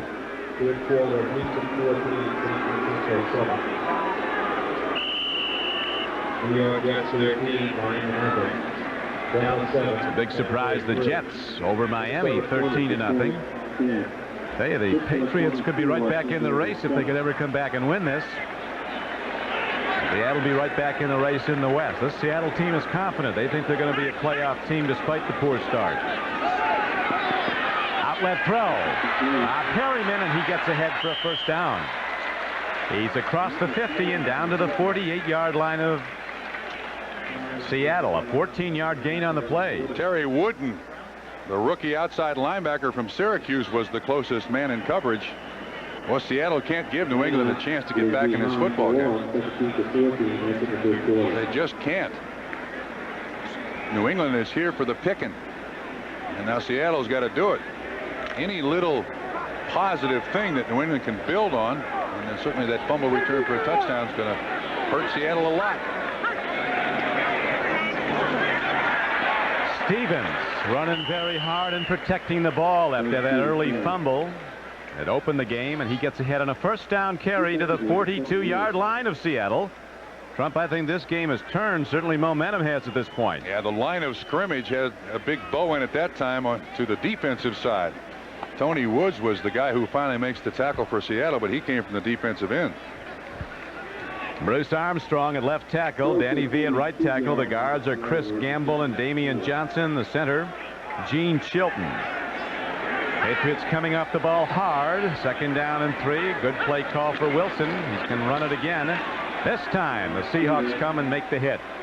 Shooting gaps. 97. Rufus Porter was on the play, along with the right end Tony Woods, 57. I remember Tony Woods in high school in New Jersey. You've never noticed there's always Stanley Woods, high school All-American at Seton Hall Prep. Former outside linebacker that they moved to defensive end, and frankly, I think he's a much better player at defensive end. Here's a key 3rd down conversion here for New England to get back in this game. They got to do it and keep this drive alive. Double tight ends on 3rd down and 5. Fryer open down to the 35-yard line, so Mark Wilson waits. Irving Fryer with that great burst loses the defender and is ahead for an 18-yard gain. Dwayne Harper was the man in the makes the tackle, but this is a pick play, and you can see that Harper, 29, gets caught in the wash. Couldn't get over there quick enough, so the drive stays alive for New England.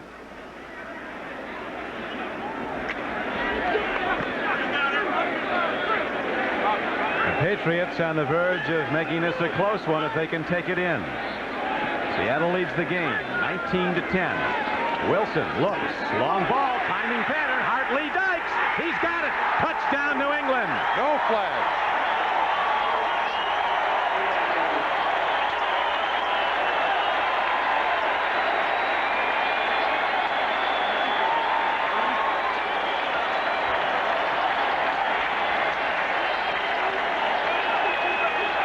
Dykes beats Patrick Hunter. You see Wilson is really pressured, but he just throws it up. Big disparity in size there. Hartley Dykes approaching 6'5".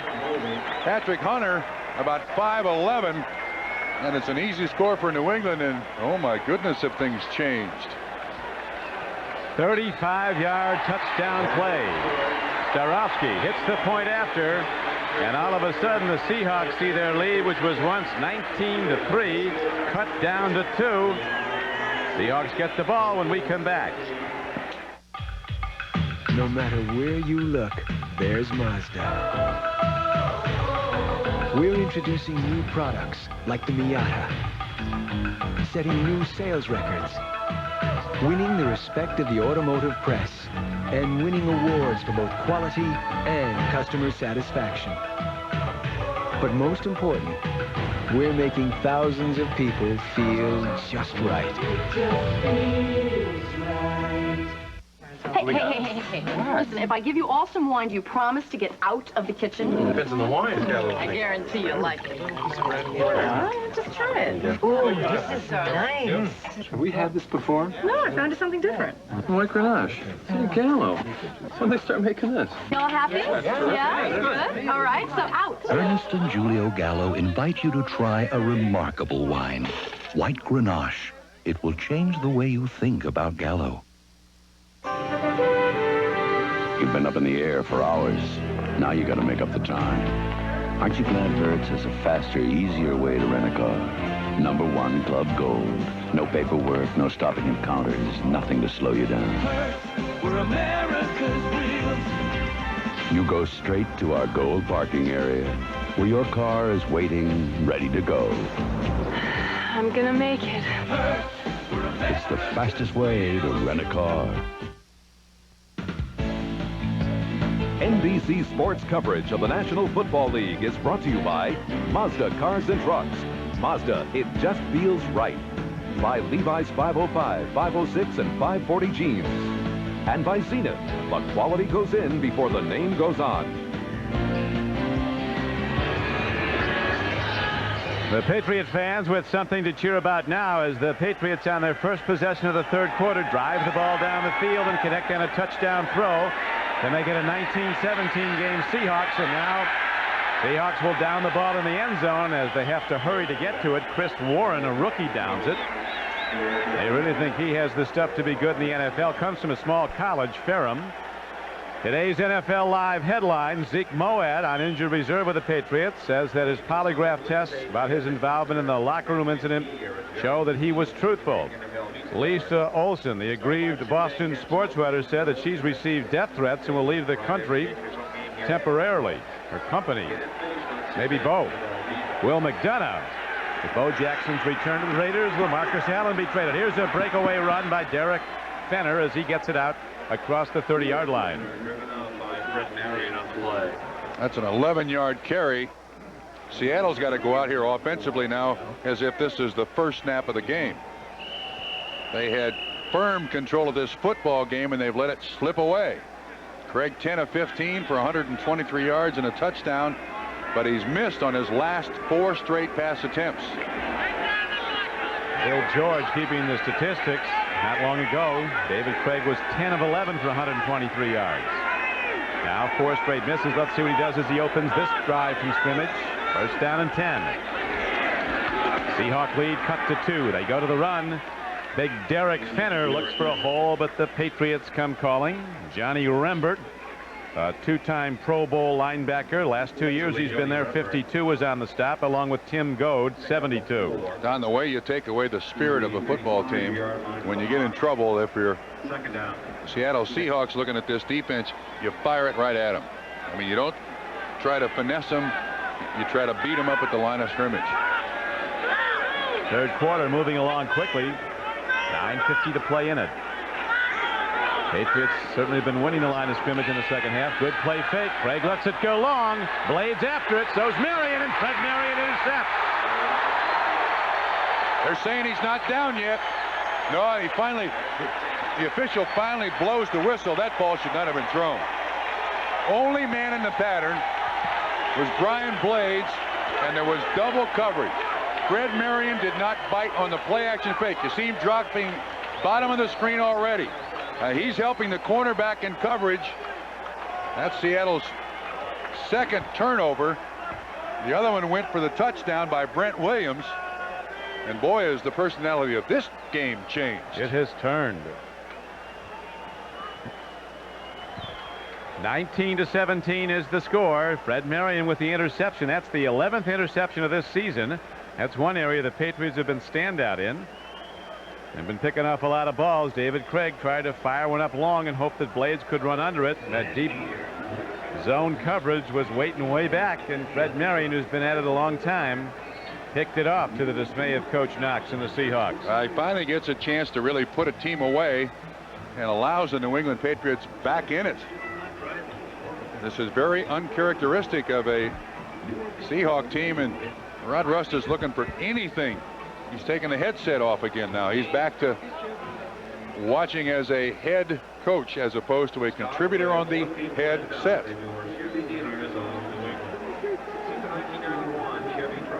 Patriots with that one bright area, 15 takeaways and 11 interceptions to lead the NFL. 2 takeaways today, a fumble recovery that was run back for a touchdown, and then the interception by Marion. Of course, the first touchdown of the game came shortly after John Stevens fumbled for New England. First play from scrimmage, and Seattle then had the ball, 1st and 10 of the Patriot 20.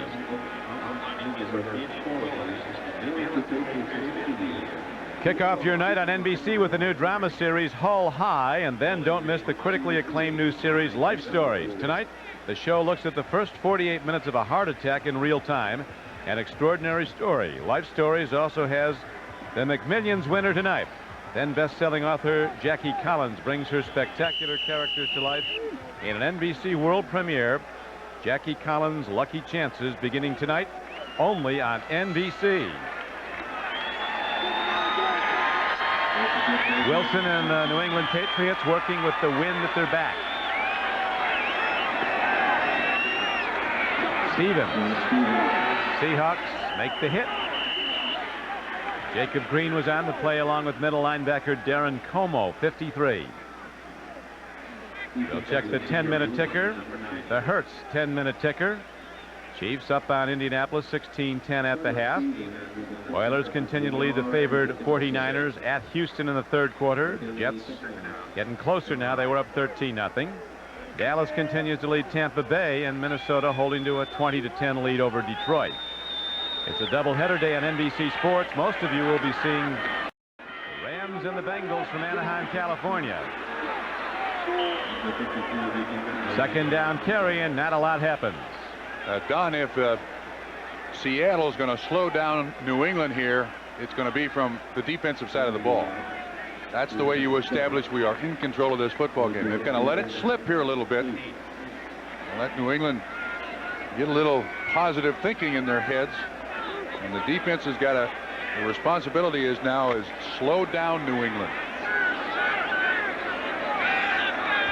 David Craig was talking yesterday about you've got to be so careful against these cornerbacks. They play soft on the Patriots, but they'll go to the ball, and they did that last time. Here's an interference call. Melvin Jenkins, 24, interfered with Hart Lee Dykes on a 3rd and 8 call. I don't think he would have caught the ball where it was thrown, but the penalty was indeed a correct one, as Jenkins was all over Hart Lee Dykes. Oh, wait a minute. It looks like who's holding who here? Or did Dykes push off? That's what the Seahawks are looking for. It is against the offense and holding against the defense. So they'll do it over. Yeah. I guess one responded in kind to the other, right? You hold me, I'll hold you. And that was really a break for the Patriots. Well, holding on the defense, offensive pass interference on the offense. They offset it, will be 3rd down. Now, I got to tell you, I'm not sure I've ever heard on one play the receiver and the defender both getting flags against each other. It's odd, but nevertheless, 3rd and 8 again. Wilson stands in. He has time, and his throw is not close. Greg McMurtry, who is from nearby Brockton, Mass., played at the University of Michigan, was the intended receiver. So now with the wind at his back, Brian Hansen will punt the ball for New England. The Dolphins have now tied the Jets 13-all. There's James Jefferson. You remember that long punt, that 67-yarder that he let hop Took a big roll for the Patriots. Another ball hit well downfield. Jefferson comes up on it this time and runs it back across the 40. Man, he gets stuck. Eric Coleman, 22, blindsided James Jefferson on his cutback run. But the Seahawks do have good field position to start this drive. A 36-yard punt, an 8-yard return. 8:03 to play in the third quarter. In 1908, one of the favorites in the great New York to Paris race was a motor car built by Siemens. That was then. This is now. Today, Siemens builds over 700 automotive products, from fuel injectors and microprocessors to halogen headlights. Siemens, creating technologies to keep America and the world moving in the right direction. Siemens, precision thinking. He stirs in the land of dawning. He stirs now in the age of wandering. Now on the trail of beauty, he stirs.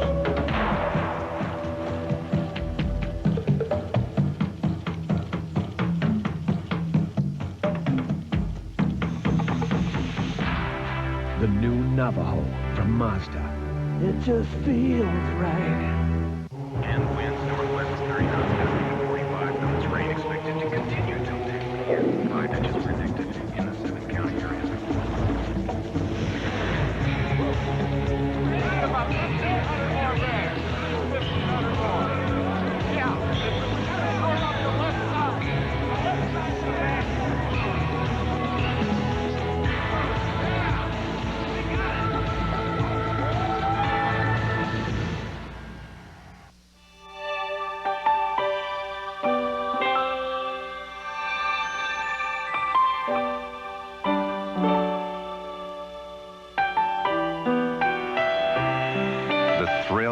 Lifetime and yours. The NBA on NBC. Seahawks have the ball. As you see the score, Seattle leading by just 2 points after they led 19-3. Ball first and 10 at the 41. To the run go the Seahawks, and they get plus yardage out to the 49-yard line. John L. Williams runs the ball, and Brent Williams, who scored a touchdown in this game as a defensive end, makes the stop, but he does it 8 yards downfield. Brent Williams getting a fumble in midair. Craig was hit while passing late in the first half and running it back 44 yards. Seahawks got 2 tight ends here. It looks like they're going to hammer with John L. Williams and Fenner here for a while. Second down, less than 3. Be close to a first down as the runner is across midfield. John L. Williams takes the ball. Williams, for the first 5 years of his career, had virtually never fumbled the ball. He had a little bit of fumbling problems the last season and a half or so. Frankly, I think part of that is because he's just carrying the ball more. You know, they used to give it to Kurt Warner a whole bunch and gave it to John L. Williams a little bit. And over the last season and a half, certainly this season, John L's carrying it a lot more, in my estimation, per game. It's interesting, Trump, before that last touchdown throw from Wilson to Hartley Dykes, the Seattle defense had not given up a touchdown to the opposing offense in 2 full games, 8 quarters. Vincent Brown is on the stop on a first down carry. Derek Fenner got the call there. Chick Harris, the running back coach for Seattle, said he was concerned that Fenner has turned the ball over the last 2 games. He's very conscious of that, Fenner is, and is working hard to correct it. But you can't run recklessly with both arms on the ball. Yeah, and I think also when opponents look at game films of you, when they see you cough it up, then they really try to get it from you. Today, Fenner, 14 carries, 36 yards. That's not that great, but they think they got a great running back in Derek Fenner. Derek Fenner scored the first touchdown of the game, but the extra point was missed after it, and that could loom large as Seattle's lead is 2 points. Nicely done. And Craig gets the ball away, but then there's a penalty marker down. Dave Craig dumping the ball off against a big rush, but a penalty marker's thrown in. Holding against Seattle. Boy, it's kind of blowing up in Seattle's face here a little bit. I tell you, when Seattle or when New England gets back Andre Tippett. Holding 65 offense. Second down. Edwin Bailey playing left guard. Here's Johnny Rembert, the inside linebacker, and the Patriots coming with the blitz. And Edwin Bailey looks like he gets a hold of Rembert's shirt there. Actually, we might also give him a pin on that one. Johnny Rembert, one of Bucko Kilroy's best draft choices. Dick Steinberg, when he was there, they got him in the 4th round. He's been in the Pro Bowl the last 2 years. Blitz again. Craig throws. Beautifully done. The ball's lost. Is it a fumble? Now they're ruling it incomplete. Whoa. Tommy Kane had it and lost it. This ball is thrown high, so Kane has to go up and try to get it as best he can.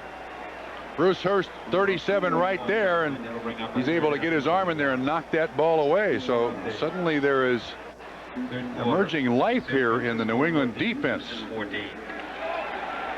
the third quarter, it is Tampa Bay 10, Dallas 7. Extra defensive backs on the field now for the Patriots. 5:18 to go, third quarter. David Craig in the shotgun on 3rd down and 10. 3rd down and 21. Here's a connection. It'll be short of the first down to the 46-yard line. But all Scansy with a 13-yard gain. Seattle's going to have to punt again. I think I identified Maurice Hurst as Bruce Hurst. Quite a mistake. Bruce Hurst is a pitcher for the San Diego Padres. Used to be with the Boston Red Sox. No, 37 is Maurice Hurst. Rick Donnelly in the punt for just the 2nd time today. But the 2nd time in as many possessions here in the 2nd half.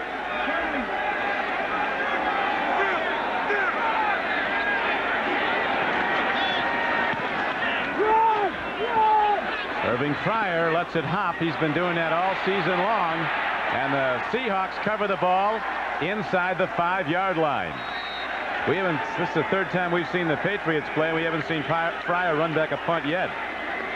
44-yard punt downed inside the 5. Walk into a television showroom, and someone will probably try to sell you a set with a foreign name on it. Before you see their choice, ask to see yours. Ask to see the first TVs that combine digital video and audio with a performance to back it up. Ask for picture-in-picture with triple flashback. Ask for a single remote that can learn to run everything. Ask to see a Zenith. For true innovation in television, quality never looked more like a Zenith. A woman. Wrestling is a school sport, and there are boys and girls in this school. In the men's locker room. Social change is like exercise. No pain, no gain. It's about pride. You're my man. I'm so scared. Today's biggest controversy and today's hottest new show, Hull High on NBC tonight.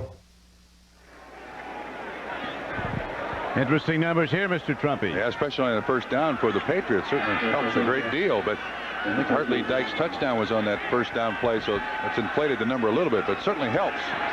Wilson gambles, throws from his end zone, going for it all. Open man. The ball is caught. They rule he's out of bounds at the 49-yard line. No catch. Irving Fryer had it, but he didn't have both feet in.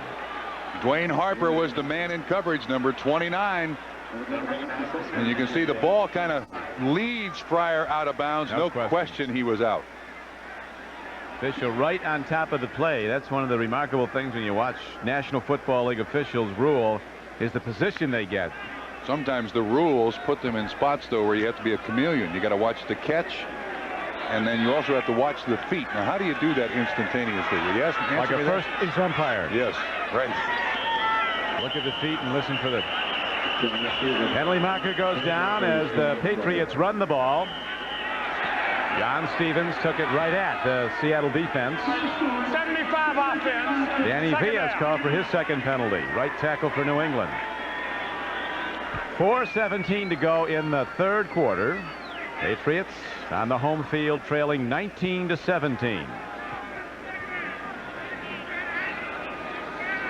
Patriots still struggling here, fighting themselves as much as they're fighting the Seattle Seahawks.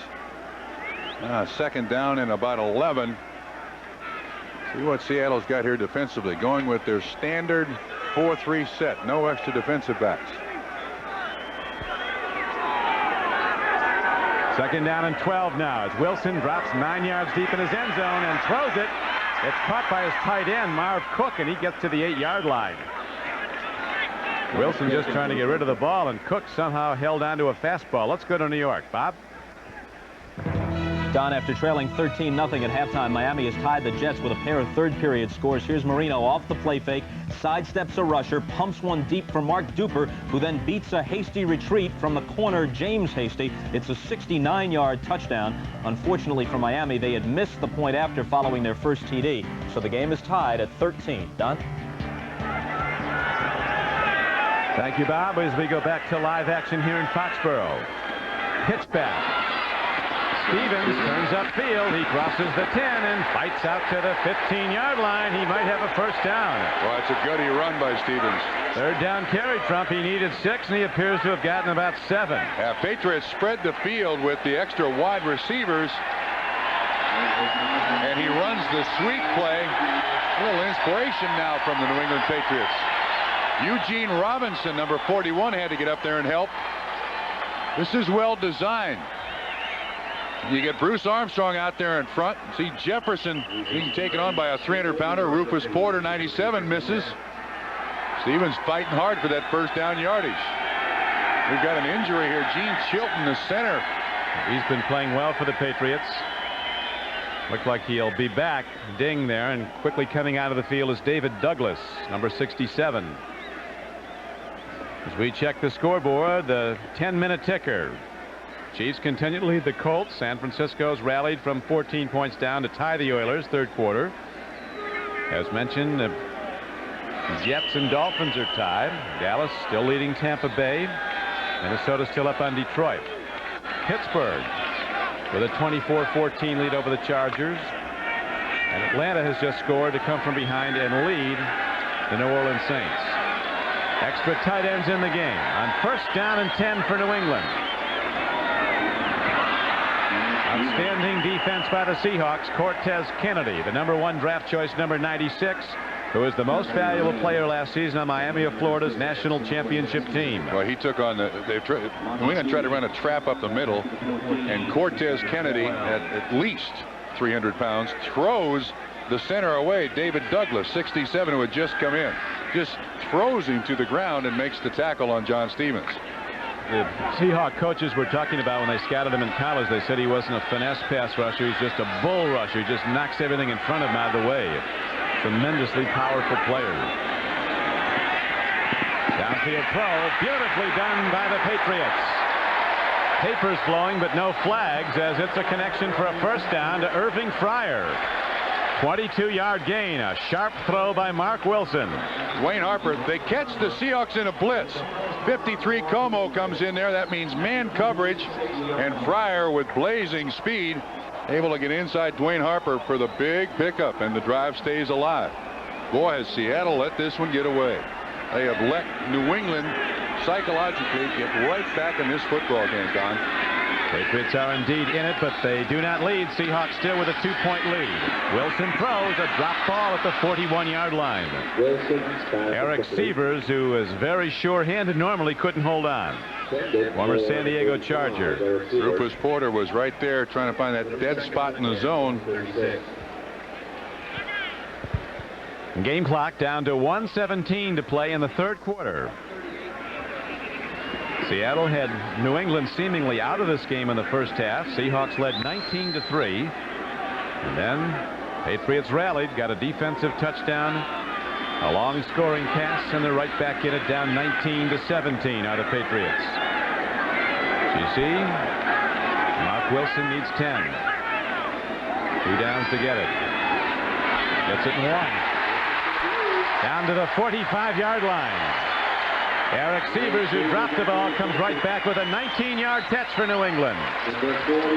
Eugene Robinson, the safety, was there to make the tackle, but you need pressure up front. Here's Rufus Porter on the outside.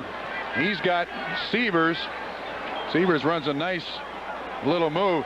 And Rufus is a great pass rusher, but still learning how to cover. Looks like Sievers got dinged a little bit too. He was walking into the Seattle Seahawks huddle there. They recognized him immediately as having the wrong color helmet. You can't underestimate the value of Rufus Porter, though, Trump. Here's a guy. Came in as a free agent 3 years ago out of Southern University in Baton Rouge, Louisiana. And he's been to the last 2 Pro Bowls. He's been to the Pro Bowls both his years in the NFL as a free agent. Both his previous years. See what happens on the end of this play when Sievers, the tight end, makes the catch. Runs a nice little corner route. There you see top left-hand corner of the screen. Sievers turns around, and it's Eugene Robinson who hits him what appears to be right in the ear hole of the helmet. And I can understand why you might walk to the wrong huddle when you get up after that one. It's happened to you. Yes, it has. Any carryover effects? No, I'm completely cured. I'm feeling much better now. A pattern on a 1st and 10 throw, and the other tight end, Marv Cook, makes the reception. As all of a sudden this Patriot offense is working with precision. Rod Russ talked to us about how much better he felt about his team practicing well for the first time in 3 weeks. Well, if nothing else, the Patriots are showing a great deal of character. Being down as they were at the outset of this football game and nothing going right to fight themselves right back into this football game is a great credit to Rod Rust and whatever he said at halftime, if he in fact said anything.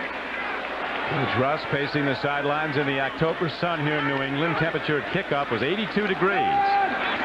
Stevens, who fumbled on the first play today, protects the ball with both arms and runs ahead for a New England first down. And that'll do it for 3/4 of play. So the defense turned this game, and the Patriot fans accord their team a standing ovation. We'll be back after these messages from your local station. 2 bestsellers come together in a 40-year saga of sexual intrigue and revenge. Bet on it. Jackie Collins' Lucky Chances. Get lucky on NBC tonight. At the St. Petersburg Times, press operators had to wait while pages were sent by hand from an office miles away. But then, with the help of GTE, they came up with a way to send those pages over fiber optic phone lines, saving precious time and money. You see, at GTE, it's not just communications we offer, it's solutions. Call us. We deliver.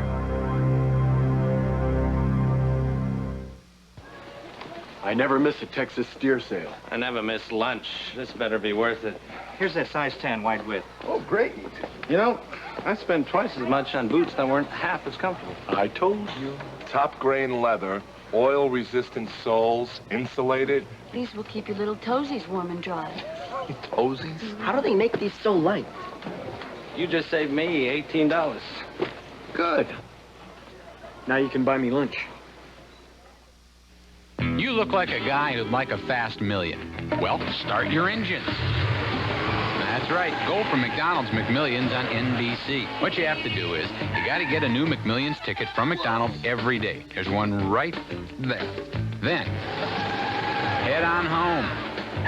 To watch NBC every night, you could win millions. Tonight, watch the drama unfold in the first hour after a heart attack on Life Stories. Just tune in to win in McMillions on NBC. Got in. Mike James, weeknights at 6.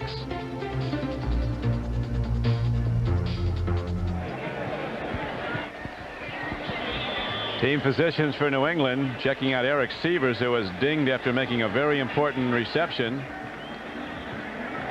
Lights are on, but is anybody home at the moment? He's not sure yet.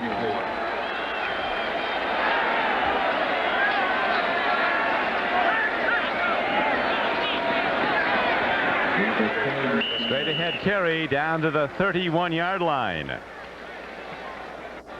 Darren Como on the tackle. And this game has changed dramatically. First 4 possessions for Seattle, they scored. And now New England, with that defensive turnaround at the end of the first half, look what they've done there. Touchdown as a result of the fumble, punt, and then this drive they're on. So they really hurt themselves early and now making up for it.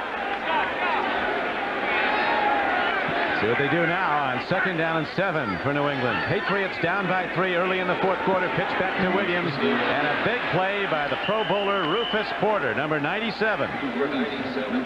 Such great speed. He's an undersized linebacker. That's probably why he wasn't drafted. They list him at 6'1", 225, and he had to put on 20 pounds to get to 225. Call it third down and 10. Interesting that, you know, Seattle had another player just like him. Fred Young was a just ferocious special teams player. Fred Young, yeah. And then he moves into the starting lineup. Lucas Porter, very similar. He was a ferocious special teams player, and now he's in there all the time. Now here's where New England's had good luck against this 7 defensive back set of Seattle. They've been running a lot of crossing pass patterns. Wilson takes a look, throws an out pattern. And a beautifully done defensive maneuver. James Jefferson, an extra defensive back, was right on the tight end, Marv Cook. Gave him nothing, and now the long bootin' Jason Starofsky, who earlier in the day opened the scoring for the Patriots with a team record-tying 53-yard field goal into the wind. He'll try one 47 yards, maybe 48 into the wind again. Almost the same spot, just a bit shorter. To take the lead. Holds at the 38, so it'll be a 48-yard attempt, and it will indeed give the Patriots the lead if Starofsky can hit it. It's on the way. Spins it up. And good. And Jason Starofsky gives New England the lead.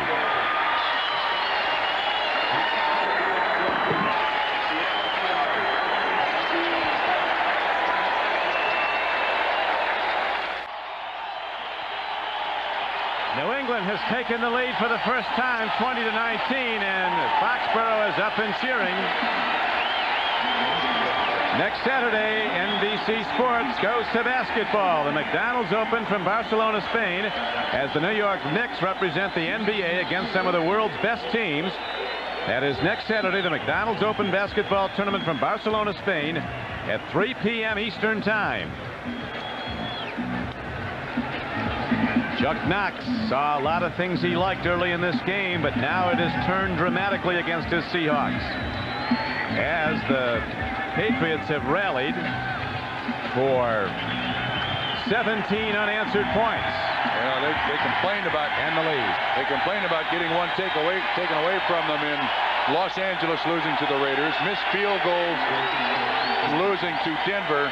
This one's totally on the team. Nobody to blame but themselves. Pickoff taken by Chris Warren of the Seahawks. And he gets out to the 23-yard line. This team now playing like a playoff team, the Patriots, after they were a flaming disaster the last 2 weeks. And the first part of this week. Ozzie Tatupu, the longtime veteran, made the play on special teams. Former USC Trojan. You can see how difficult it's been for Seattle to get first down yardage.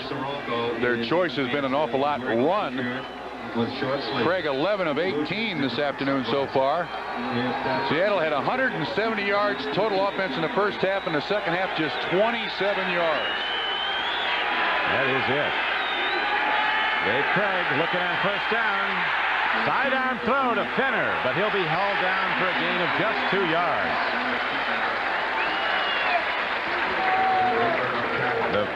The New England fans really in the game now. They were cheering derisively early in the game when the Patriots were misfiring. Ed Reynolds that time, good pressure on the quarterback, and then Johnny Rembert makes the tackle. This defense has changed dramatically for New England. Rookie Chris Singleton is at the extreme right of your picture, or just was, number 55, the rookie linebacker. Watch this guy. There's a Lawrence Taylor play alike.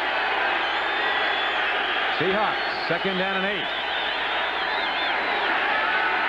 Craig gets some time, delivers the ball, but not close. 3rd down and 8 Seahawks. Coverage was good on Tommy Kane by Maurice Hurst, who has 4 interceptions this season. One of the things you can't account for when you play on this turf, we got a flag against New England here. Watch Tommy Kane. He appears to slip a little bit. 55 defense. First down. And there'll be an automatic first down. Chris Singleton holding on the play at the line of scrimmage. Tommy Kane caught the 20-yard touchdown reception, you'll remember, earlier today. Well, and what should have been a take the afternoon off second half now finds Seattle fighting for their life. And when you look at the numbers, Trump, it's the missed extra point after the first Seattle touchdown that's the difference in the game right now. New England leads by 1. Whoa, Here's look a at screen this. pass, and what a beauty. Running in the open field is John L. Williams. He crashes ahead inside the 45-yard line, out of bounds at the 40. Terrific play fake by Craig. Completely threw off the Patriot defense. They'd set the screen perfectly, and it went for 30 yards. That was impressive. The entire team rolls right. They snap it quickly so that, see, they're taking advantage of the rookie linebacker, Chris Singleton, 55. He gets way out of position, and there is nobody out there in front. Rembert makes the saving tackle after a 30-yard gain. Williams, the experienced veteran, pacing himself on the run, waiting for his blockers. When they commit, he broke ahead for more yards. Here's Fenner running now. Derek Fenner runs hard for about 3, maybe 4 yards to the 37-yard line of New England. Vincent Brown, 59, was on the tackle. Game clock ticking down, close to 11 minutes to play and running.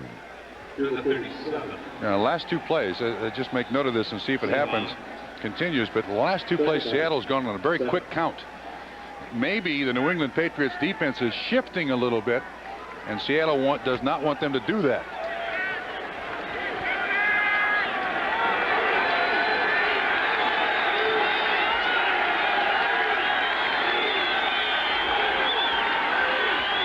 Dave Craig on 2nd down and 7. His team trailing by 1. Could be an offside. Might be a free play for the Seahawks. Fenner with very little gain on a 2nd down run. Tackled on the play by Brent Williams, the defensive end, who recovered a fumble in midair and ran it in for a touchdown. The Patriots' first TD of the game. It is against New England. Looked like Brent Williams was the guy. Offsides, defense, 2nd down. We think it was Brent Williams. Ball at 42. 2nd down. 2.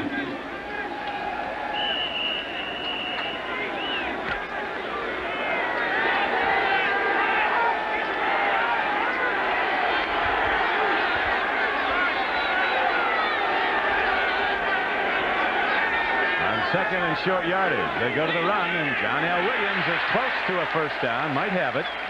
Linesman comes in. He needed to get inside the 31-yard line. Vincent Brown again was on the tackle. What a force he is. 3rd year out of Mississippi Valley State. He's also a poet. There's no poet out there with that helmet on. He's an enforcer. A little prose maybe on someone's helmet, but apparently Vincent Brown is a pretty good poet, too. As professional football players go, as poets. 3rd and 1.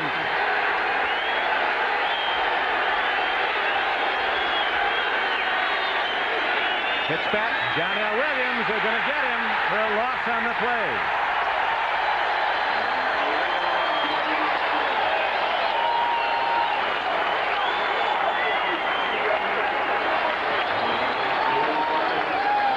Of 6 yards on the play, and Johnny Rembert flat blows it up. Watch 52. John L. Williams has absolutely no place to go. Strange call. Running outside like that. 2 big fullbacks back there. Now we have a 55-yard field goal attempt being set up for Norm Johnson. Wins at his back. He's got the leg strength to get it there. It's on the way. It's no good. Well, now New England's got great field position. It was long enough, but wide.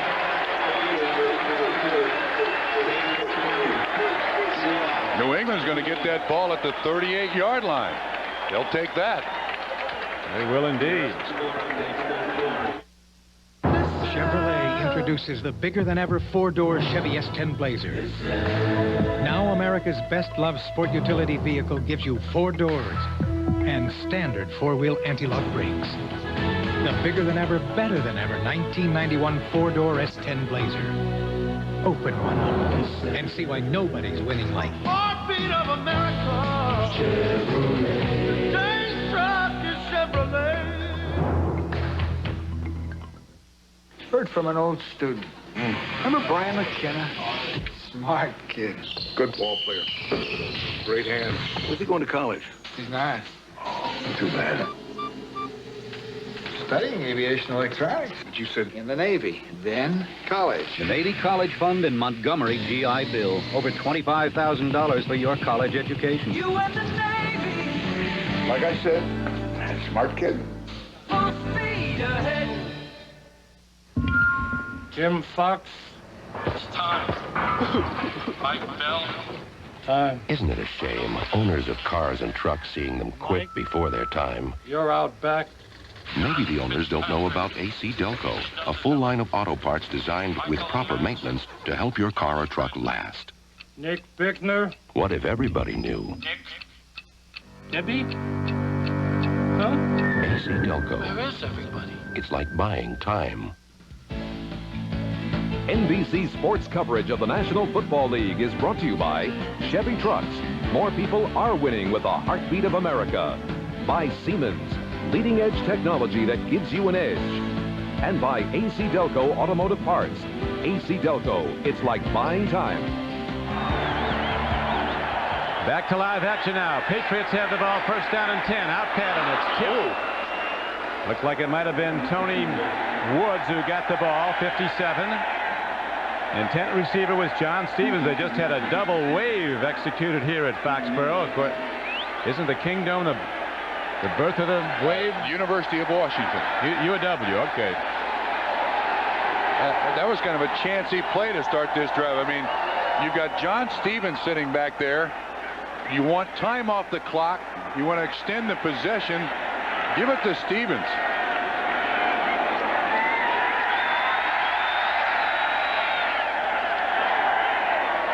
Pitch back on second down and 10. John Stevens breaks ahead.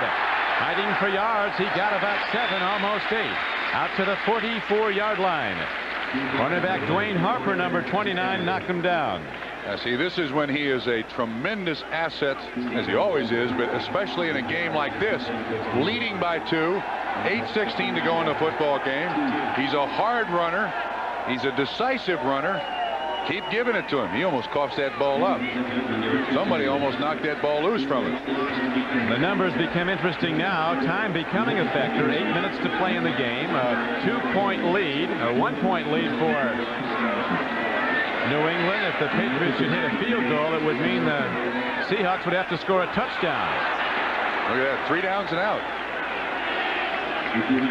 Seahawk defense rises up. That ball was tipped by rookie Terry Wooden, an outside linebacker, number 90 from Syracuse. Looked like the ball was intended for Robert Perriman, who was going in motion there. But Wilson, even at 6'5", allows Wooden to get his hand on it. New England goes 3 downs and out. Boy, that's when they needed a long possession. Terry Wooden has a 50-person cheering section here today. Joe Nash has 6 brothers and 6 sisters. The tackle for Seattle. He's from nearby Natick, Mass. and Boston College. Look, nice. New England has to take family takes a big block of tickets. New England has to take a timeout here. They didn't have enough players on the field. You can play with as few as you'd like. You've got to have the required number on the line of scrimmage. Yeah, well, Ed Williams, 54, is the last one into that punt huddle, and boy, you don't like to be that last one into the huddle, especially one that requires a timeout. Doubleheader day on NBC Sports. The Bengals and the Rams ready to kick off at Anaheim. And that's the game that most of you will see today. Cincinnati at Los Angeles. The second half of the doubleheader. The Bengals suffered their first loss last Monday night when they were beaten soundly by the Seahawks at the Kingdome.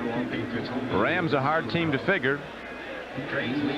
Defensively they're lacking. Offensively they can light it up. A lot of defensive injuries. Well, look at the change. Isn't that something? All started by that fumble recovery by Brent Williams for 6 points. Do you go after this punt? Patriots trailed 19-3 and then have scored 17 straight points. Seattle's been shut out for a long time after building that early lead. Hansen punts the ball into the wind and really drives it downfield. James Jefferson fumbles the ball and falls on it, but he does it at the 13-yard line. So Dave Craig and the Seahawk offense have the long field to go after a 48-yard punt. The ball, first and 10. He had trouble catching this thing not once, not twice, but 3 times, and finally just gets on it. Don Overton knocks him down, and first in the long field. You're right, Don. Higher revving and hotter running engines. Wear is a greater problem than ever before. Oil breakdown can shorten the life of vital engine parts. That's why there's Castrol. Castrol provides maximum protection against viscosity and thermal breakdown. So use Castrol, because driving today can be a grind. Castrol, engineered for today's smaller cars. It's ever so tough being ranked #1 and not being rank. What assists me is the maximum protection and aromatically airy sense of Right Guard Sports Stick from Gillette. Anything less would be uncivilized. Winning. It's more than a word. It's a spirit that's driving everything we do. And it's why more people depend on Chevrolet than any other car. From the people who push them to their limit to the men and women who drive them home, more people are winning with The heartbeat of America.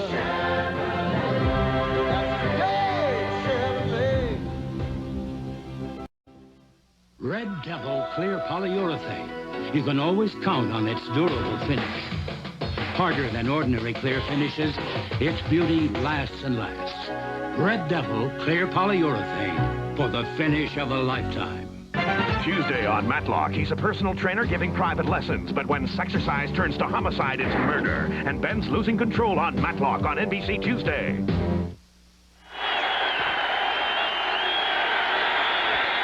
Don Criqui with Bob Trumpy. 4th quarter. We're at Foxborough, Mass.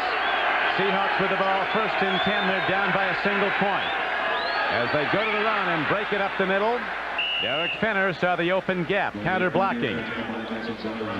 On the second half, have things ever slowed down for the Seattle Seahawks on offense? Their last 4 drives have produced absolutely nothing. Seattle's been across the 50-yard line just twice in the second half. Their first 4 drives, they couldn't stay out of the end zone, at least with field goals. 2 touchdowns, 2 field goals, and that's the end of the scoring for the Seattle Seahawks. 7 minutes to play. Patriot defense hems in the runner again. It was John L. Williams. Ray Agnew, another of those standout rookies. 92 and number 31, Fred Marion, the free safety with the tacklers. Patriots getting a lot of run support from their safeties. One of their best safeties is out today. Roland James, he's out, and Rod McSwain has started and played virtually the whole game. Boy, is this a key 3rd down? Last time, of course, New England stuffed John L. Williams on that sweep. They need this one to stay in this game. Let's see if they go back to the run. Williams lost 6 yards on that last 3rd and short. Play fake. Craig buys time. Nobody's open. And down goes Craig, and also penalty markers are down. Don, the first receiver was Derek Brills, number 64, who came in at tight end. New England didn't buy it. And the flag is going to be against the Seahawks. Holding, 54 offense. The penalty is declined. 4th down. 83 report. Grant Fiesel was caught holding. That trick play did not work a lick.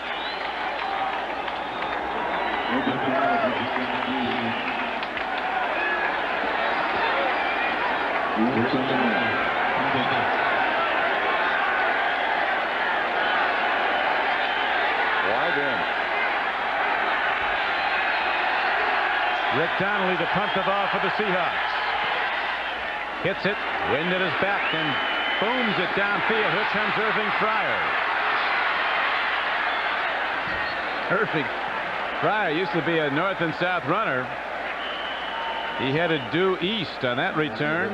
49-yard punt, a 6-yard return. Patriots have it when we come back. Which 4x4 half-ton pickup gives you better ground clearance, Chevy or Ford?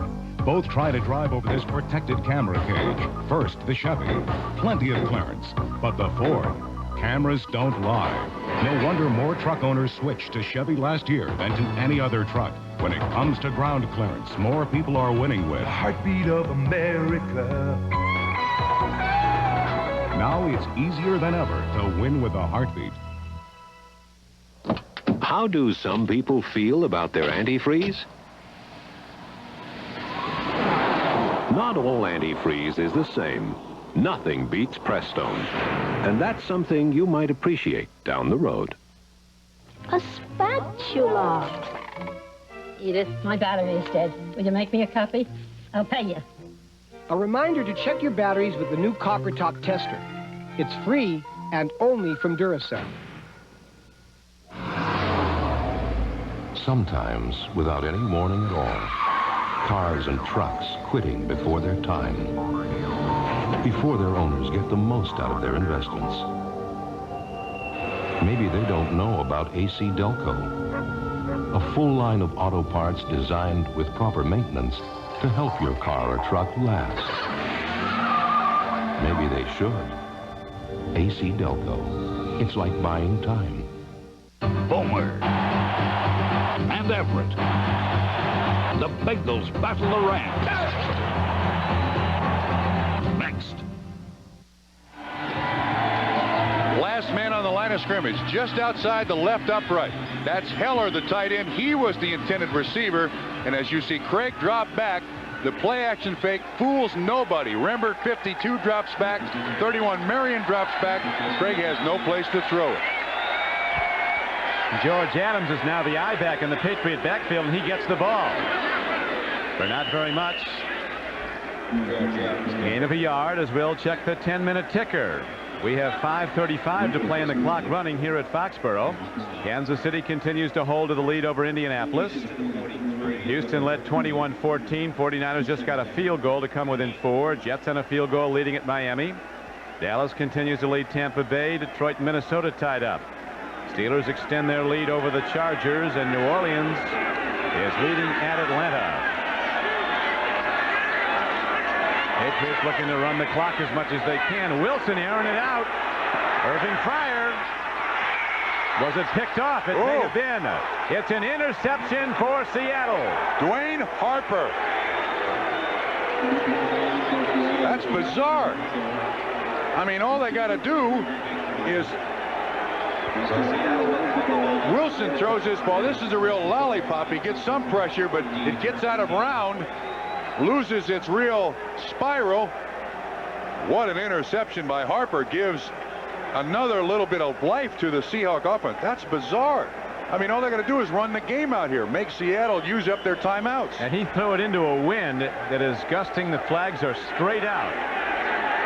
So Wilson gambles and loses. Seahawks come up with a big defensive play. They get their second turnover of the game.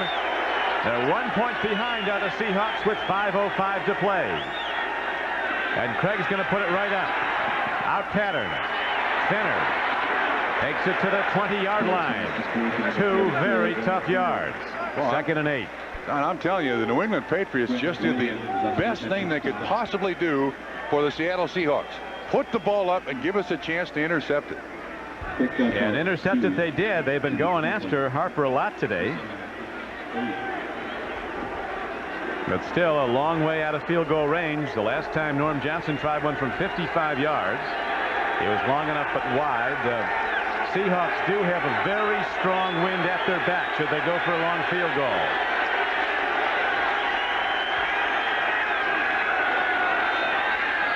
On second and 8, penalty marker goes down as Craig throws downfield, incomplete at the 40. He was intending the ball for Jeff Chadwick. That may be on the nose tackle, Tim Goad. Offside it is. Yeah, I think it's Tim Goad. He was really trying to cheat up on the center, Grant Fiesel, as best he could. Offsides, 95 defense, second down. It's not the nose tackle. It's Ed Reynolds, the linebacker. He's standing right next to Goad.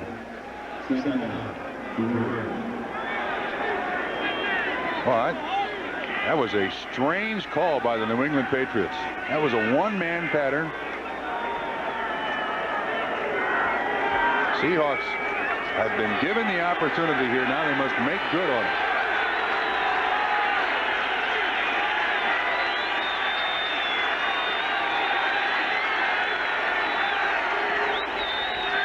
2nd and 3. Incomplete. Tommy Kane had the ball and lost it, and then he was smacked by Chris Singleton, 55. Clock stopped, 4:10 to play in the game. New England 20, Seattle 19.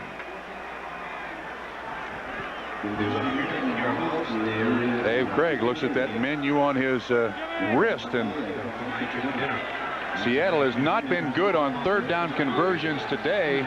They missed their last 2, and they need this. Doesn't get any easier next Sunday for the Seahawks. They go to L.A. to play the Raiders. 3rd down and 3. Craig out pattern. Beautiful reception by John L. Williams for a 1st down. Like he had fish hooks on his fingertips.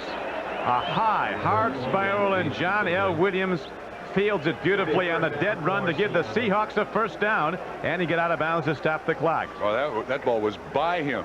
Seahawks have converted now 3 of their 6 3rd downs. You see 32.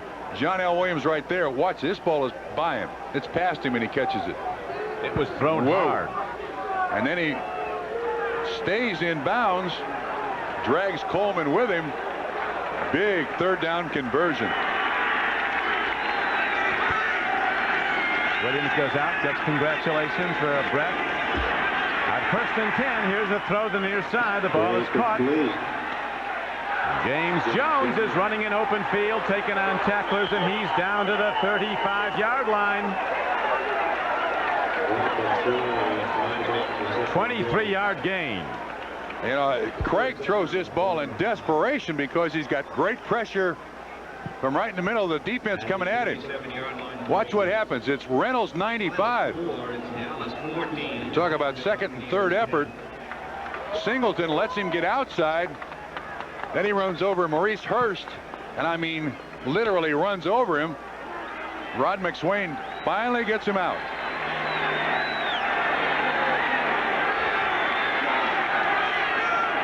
.353 to play. Jones again. 3 Patriots run him down, but he's inside the 35-yard line. And I'll tell you, Seattle fans, coaches, and players can't feel too good about their situation right here. With the problems that Norm Johnson has had making field goals, I don't think they're going to be satisfied to just try for 10 yards and then send Norm out on the field. He has not kicked well in 1990.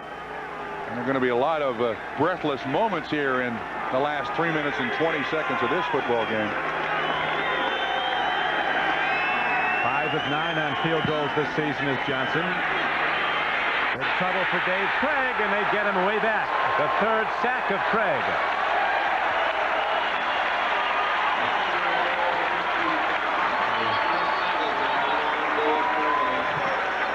Vincent Brown and Chris Singleton, an 11-yard loss that takes the Seahawks out of field goal range and brings up 3rd down and long yardage. Both come from the outside. You see Singleton this side. Finner starts and can't finish. And then Vincent Brown on the other side. James Jones, the running back, number 30, was trying to block him. So now the 4 wide receivers set in for Seattle. 6 defensive backs for New England. Seahawks need 18. 3rd down. Long ball by Craig. Man is open. Chadwick. Touchdown, Seattle. No. Rod McSwain was the man in coverage. 45 yards. Sensational play by the Seahawks. You can see this is a total zone. It looks like Craig is dialed into Chadwick all the way. And he is way past Rod McSwain, who is a safety. He's replacing Roland James. What a throw, what a catch, what a play. Whoa! There were 6 defensive backs on the field, and Jeff Chadwick still gets behind Rod McSwain. That is an unforgivable sin. Extra point attempt is up, and it's good. And the Seahawks end the long scoring drought. And they take the lead 26-20. And now with 2:37 left to play, Wilson must try to guide the Patriots into the end zone. And if that's successful, the extra point could decide it. But right now the game is in Seattle's hands with a 26-20 lead, 2:37 to play. Absolutely remarkable that Rod McSwain can allow any receiver bite on anything. That was a 3rd down and 18 play, Don. There is no reason for him to cheat up. There is no reason for him to bite on a move. Make sure the guy doesn't get behind you. Now watch Fred Marion backing up immediately. 6 defensive backs. Look how beat he is. I mean, he has to wait for the football. Chadwick did a terrific job, though, keeping both feet in, making the catch and falling in. And now Rod Russ sees it all turn the other way on him as Coach Chuck Knox's team has taken the lead. The scoring drive culminating in the big play, 82 yards and 7 plays. Whoa. Well, they will run that one back about 1,000 times when they get together on Monday. Field goals of no use now for New England. Not enough time. 2:37 to play, but that extra point missed after the first touchdown by Seattle could be a big item. Good kickoff by Johnson, and Overton has to down the ball in his end zone. And so the Patriots now start with the long field to go. They'll be at their 20, 1st down and 10. That's Bobby Greer on the sideline with Mark Wilson there. Of course, even with the points New England has scored, 20 today, only 7 come from the offense. And that's the only touchdown. They've got a couple of field goals. Wilson 14-27, 168 yards, 1 TD, 2 interceptions. And Seattle going with their 7 defensive back set here, Don. Just a 4-man rush. Wilson drops. Outlet pass. He makes the connection. Free ball. Might be a fumble. It is, and it looks like Seattle has the ball. Jacob Green hit him. Jacob Green and Rufus Porter are right there smelling out the screen. Melvin Jenkins comes up with the ball for the Seahawks. Ball was intended for Perriman. I take it back. It's just Rufus Porter who hits him. Watch him strip the ball away. He hits Perriman from behind. It's Rufus Porter. That's why Rufus Porter's been in the Pro Bowl the last 2 years and probably will be going again. Free agent, 3rd year in the league. So Rod Rust with a lot to be hopeful about the way his team came back from a 19-3 deficit to take the lead. And then that glaring defensive error that you pointed out, Trump, by Hurst. Or not by Hurst, by the strong safety, but Rod McSwain.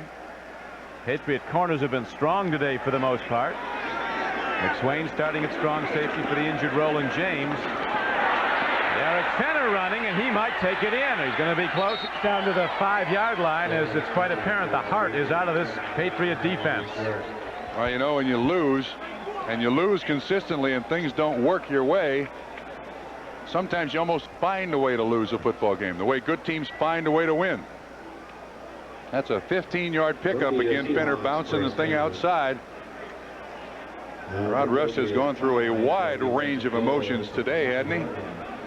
Oh, he's seen the gamut. So not only are the Seahawks in position to rally to win, they've taken the lead. They're probably going to win going away. They'll run the ball again. Here's a pitch back to Fenner. Derek Fenner goes in for his 8th touchdown of the season with 2:13 to play. Well, and 2 minutes ago, the New England Patriots had the Seattle Seahawks 3rd and 18 leading, and it slipped away that quickly. This is the power sweep. This is Fenner's 18th carry of the day, his 2nd touchdown. He totals 66 yards on the afternoon. Norm Johnson. And a sigh of relief for Seattle Seahawk players, coaches, and fans. Norm Johnson with the pressure off, ready to try the point after. It's 32-20. And now it's extended to 33 to 20 with 2:13 to play. Last season, the Seattle team scored a total of 5 rushing touchdowns. Derek Fenner of the Seahawks has scored 7 rushing touchdowns in the last 3 games. The NFL's leading scorer. This is a beautifully executed sweep play by the Seattle Seahawks. You see Edwin Bailey, 65 pull. Good block out front by 86 Travis McNeil. And it looks like the New England Patriots trying to protect themselves a little bit there. They don't want to get to the ground, protect their knees. And the faithful now move on to Fenway from Foxborough. Isn't that something? Seahawks first in the 4th decided this game for them. They led 19-3, fell behind 20-19, and now have scored 2 quick touchdowns to put the game away 33 to 20. 2:13 to play.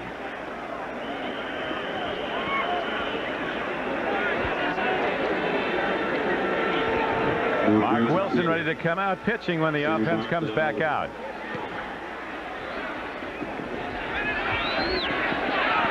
They're going to run it back. Here's Don Overton. Gets only to the 17-yard line. So the Patriots have one option now, Trump, the long ball offense. Yeah. Well, I can't emphasize enough that I think the New England Patriots did the one thing to help the Seattle Seahawks the most. They're leading by a point. They got the ball at about the 35-yard line, and they put the ball up so it can be intercepted. It is.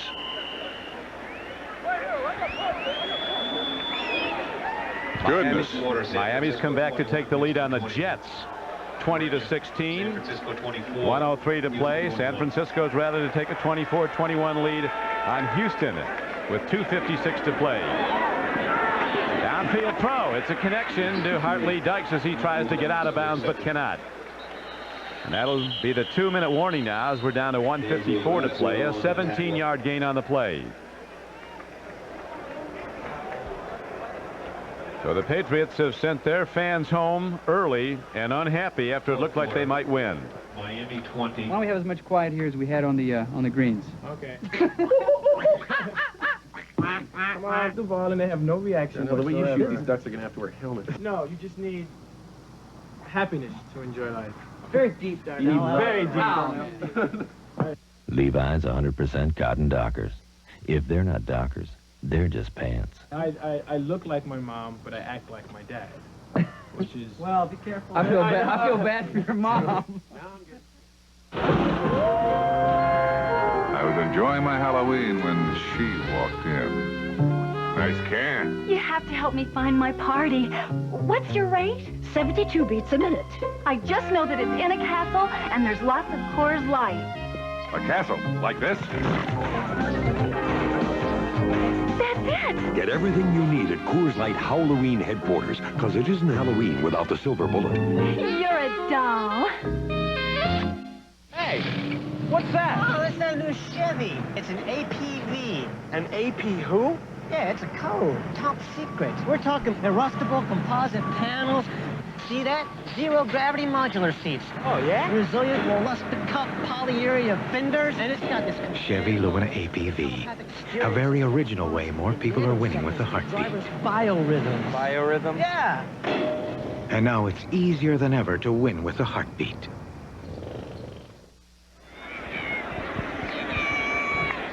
Late in the game, the Patriot defense has been giving up a lot of points. Yeah, well, they did it the last 2 weeks. They've done it again today. Last 2 times Seattle has had the ball, they've converted into touchdowns. Now the Patriots set up 1st and 10 at their 35-yard line, down 33 to 20. Wilson has the ball stripped. Is it free? It's incomplete. Jacob Green is the man who got his arm there, and you can see the last 5 drives New England had Seattle squarely on their behinds there for quite a while, and then they throw up that lollipop and give Seattle a chance to get back in the game, and Seattle jumps right on the opportunity. Seahawks misfired and then got hot. Complete defensive breakdown, and the Seahawks capitalized. This Chadwick has only caught 9 passes this year, but the 2 he got today were huge. One was for a first down on 3rd and long, and then for the touchdown. Yeah, Don, the officials are reviewing whether or not Mark Wilson's arm was going forward. The initial indication was that it was an incomplete pass, so that means the arm was going forward. Oh, they're going to reverse this. Let's see if we can pick it up again. From behind the defense. We have a reversal. It was not an incomplete pass. It was ruled a fumble. The whistle had blown. It's 2nd down on the 30-yard line. Well, then, wait a minute. If the whistle had blown, then there shouldn't be any review. But it goes as an incomplete pass. Well, this one is actually over before it's over. Downfield throw. Nice catch. Hartley Dykes as the Seahawks try to strip the ball again. He's to the 47-yard line of Seattle. 1:36 to go. Our thanks to spotters Joe Paretsky and Phil Lynch, statistician Bill George. That was a 23-yard gain on the play. Out pattern. Incomplete at the 40-yard line. The executive producer of NBC Sports is Terry O'Neill. Producer of today's game, Mr. Michaels, doing a fine job in the truck, along with our director, Ned Tate, and our technical director, Joe Novello. 2nd down and 10. Ball at the 47-yard line.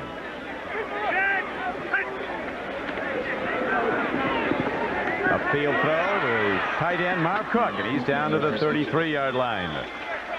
Game clock winding down to 1:12 to play.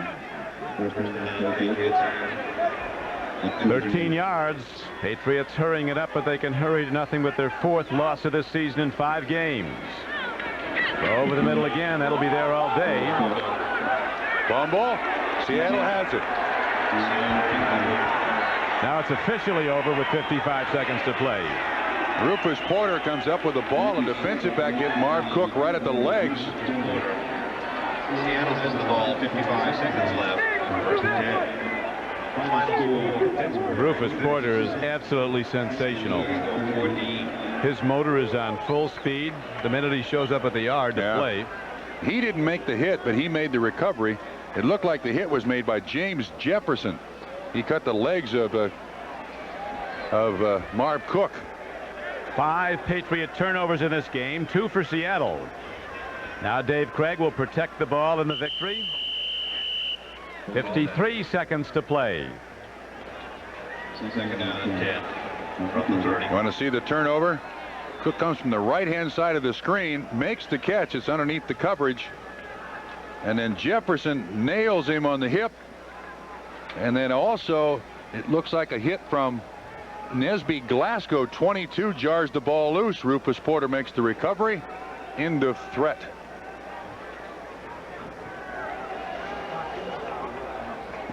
Tough day for Rod Rust. And something to celebrate for the Seahawks when seemingly they were in deep trouble. They were in deep trouble, but made the big plays when they had to be made, and that's going to do it. As Seattle now gets its 2nd win of the season, Seahawks move to 2-3, heading into a game with the Raiders next Sunday at Los Angeles. Seattle ought to give New England a game ball for putting that one pass up so they could intercept it, and they did.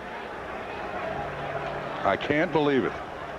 In order to expedite the flow of final score here at Foxborough, Massachusetts, the Seahawks 33, the Patriots 20. Chuck Knox's team back on track after 3 losses to open the season. They're now 2-3. It's a doubleheader day on NBC Sports. Be sure to stay tuned for more great NFL action as the Bengals and the Rams are ready to go at it at Anaheim, California. We'll be getting to that game shortly as the Patriots had the lead by 1 point, lost it and the game 33-20. We'll be back to Foxborough after this. Tonight, two best-selling novels come together for one delicious event. We're naming our kid Lucky. She was his greatest joy. Lucky's the greatest little con artist in the world. But she grew to be his greatest rival. I'm still wild, and you're not gonna break me. A 40-year saga of lust and revenge. Shut your mouth, or I'll blow your head off. So provocative, it could only come from Jackie Collins. Lucky Chances on NBC tonight. I'm gonna make you very, very thirsty. Pittsburgh 36, San Diego. Final score, final numbers are up. The Seattle Seahawks rallying from behind 20-19 as they win the game 33-20 on a big touchdown throw. Jeff Chadwick coming off the bench as an extra wide receiver makes the play in connection with David Craig. So the Seattle team has a happy long flight back home. And they got a big assist from the New England Patriots. I hate to keep harping on that, but I can't imagine the idea behind the play call. It looks to me like maybe there was an alternate receiver underneath that Mark Wilson should be looking for, but he puts it up against the wind, Irving Fryer, and it's picked off, and it gives New England life, and they take advantage of it. There's no telling where the Patriots would have been had they been able to hold on. They've been 2-3, and would have been maybe a game out in their division at the end of this weekend. Now you can see this is an excellent interception by Dwayne Harper. But this is a lollipop, and this is the only way the Seattle Seahawks can get back in the football game. They do, and win it. Win it going away 33-20, but they've got a tough assignment coming up next Sunday, a game that many of you will see here on NBC Sports. They go down to play the Raiders at the LA Coliseum, and of course they've got something to avenge in that game because they thought they had the Raiders beaten and probably did, accepting an errant call by the replay man. Well, he couldn't get word down to stop the play. Yeah, he thought he had stopped the play, and then it was just to reposition the ball. The net result was a Mervin Fernandez catch when he was out of bounds was counted as a reception, and the play went on, and eventually the Seahawks lost the game. They almost gave this one to New England today, but New England was in a very gracious mood and gave it back to them. And what do the Patriots had to look forward to? Another week of the commissioner's investigation into the Lisa Olson affair. There is an advantage, though, because they have like 10 days off. They play a week from Thursday against Miami.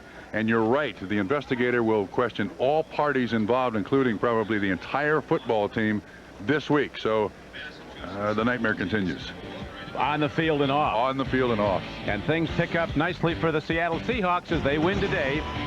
33-20 over New England. This game is the property of the National Football League of the Patriots and the Seahawks. All rights are reserved.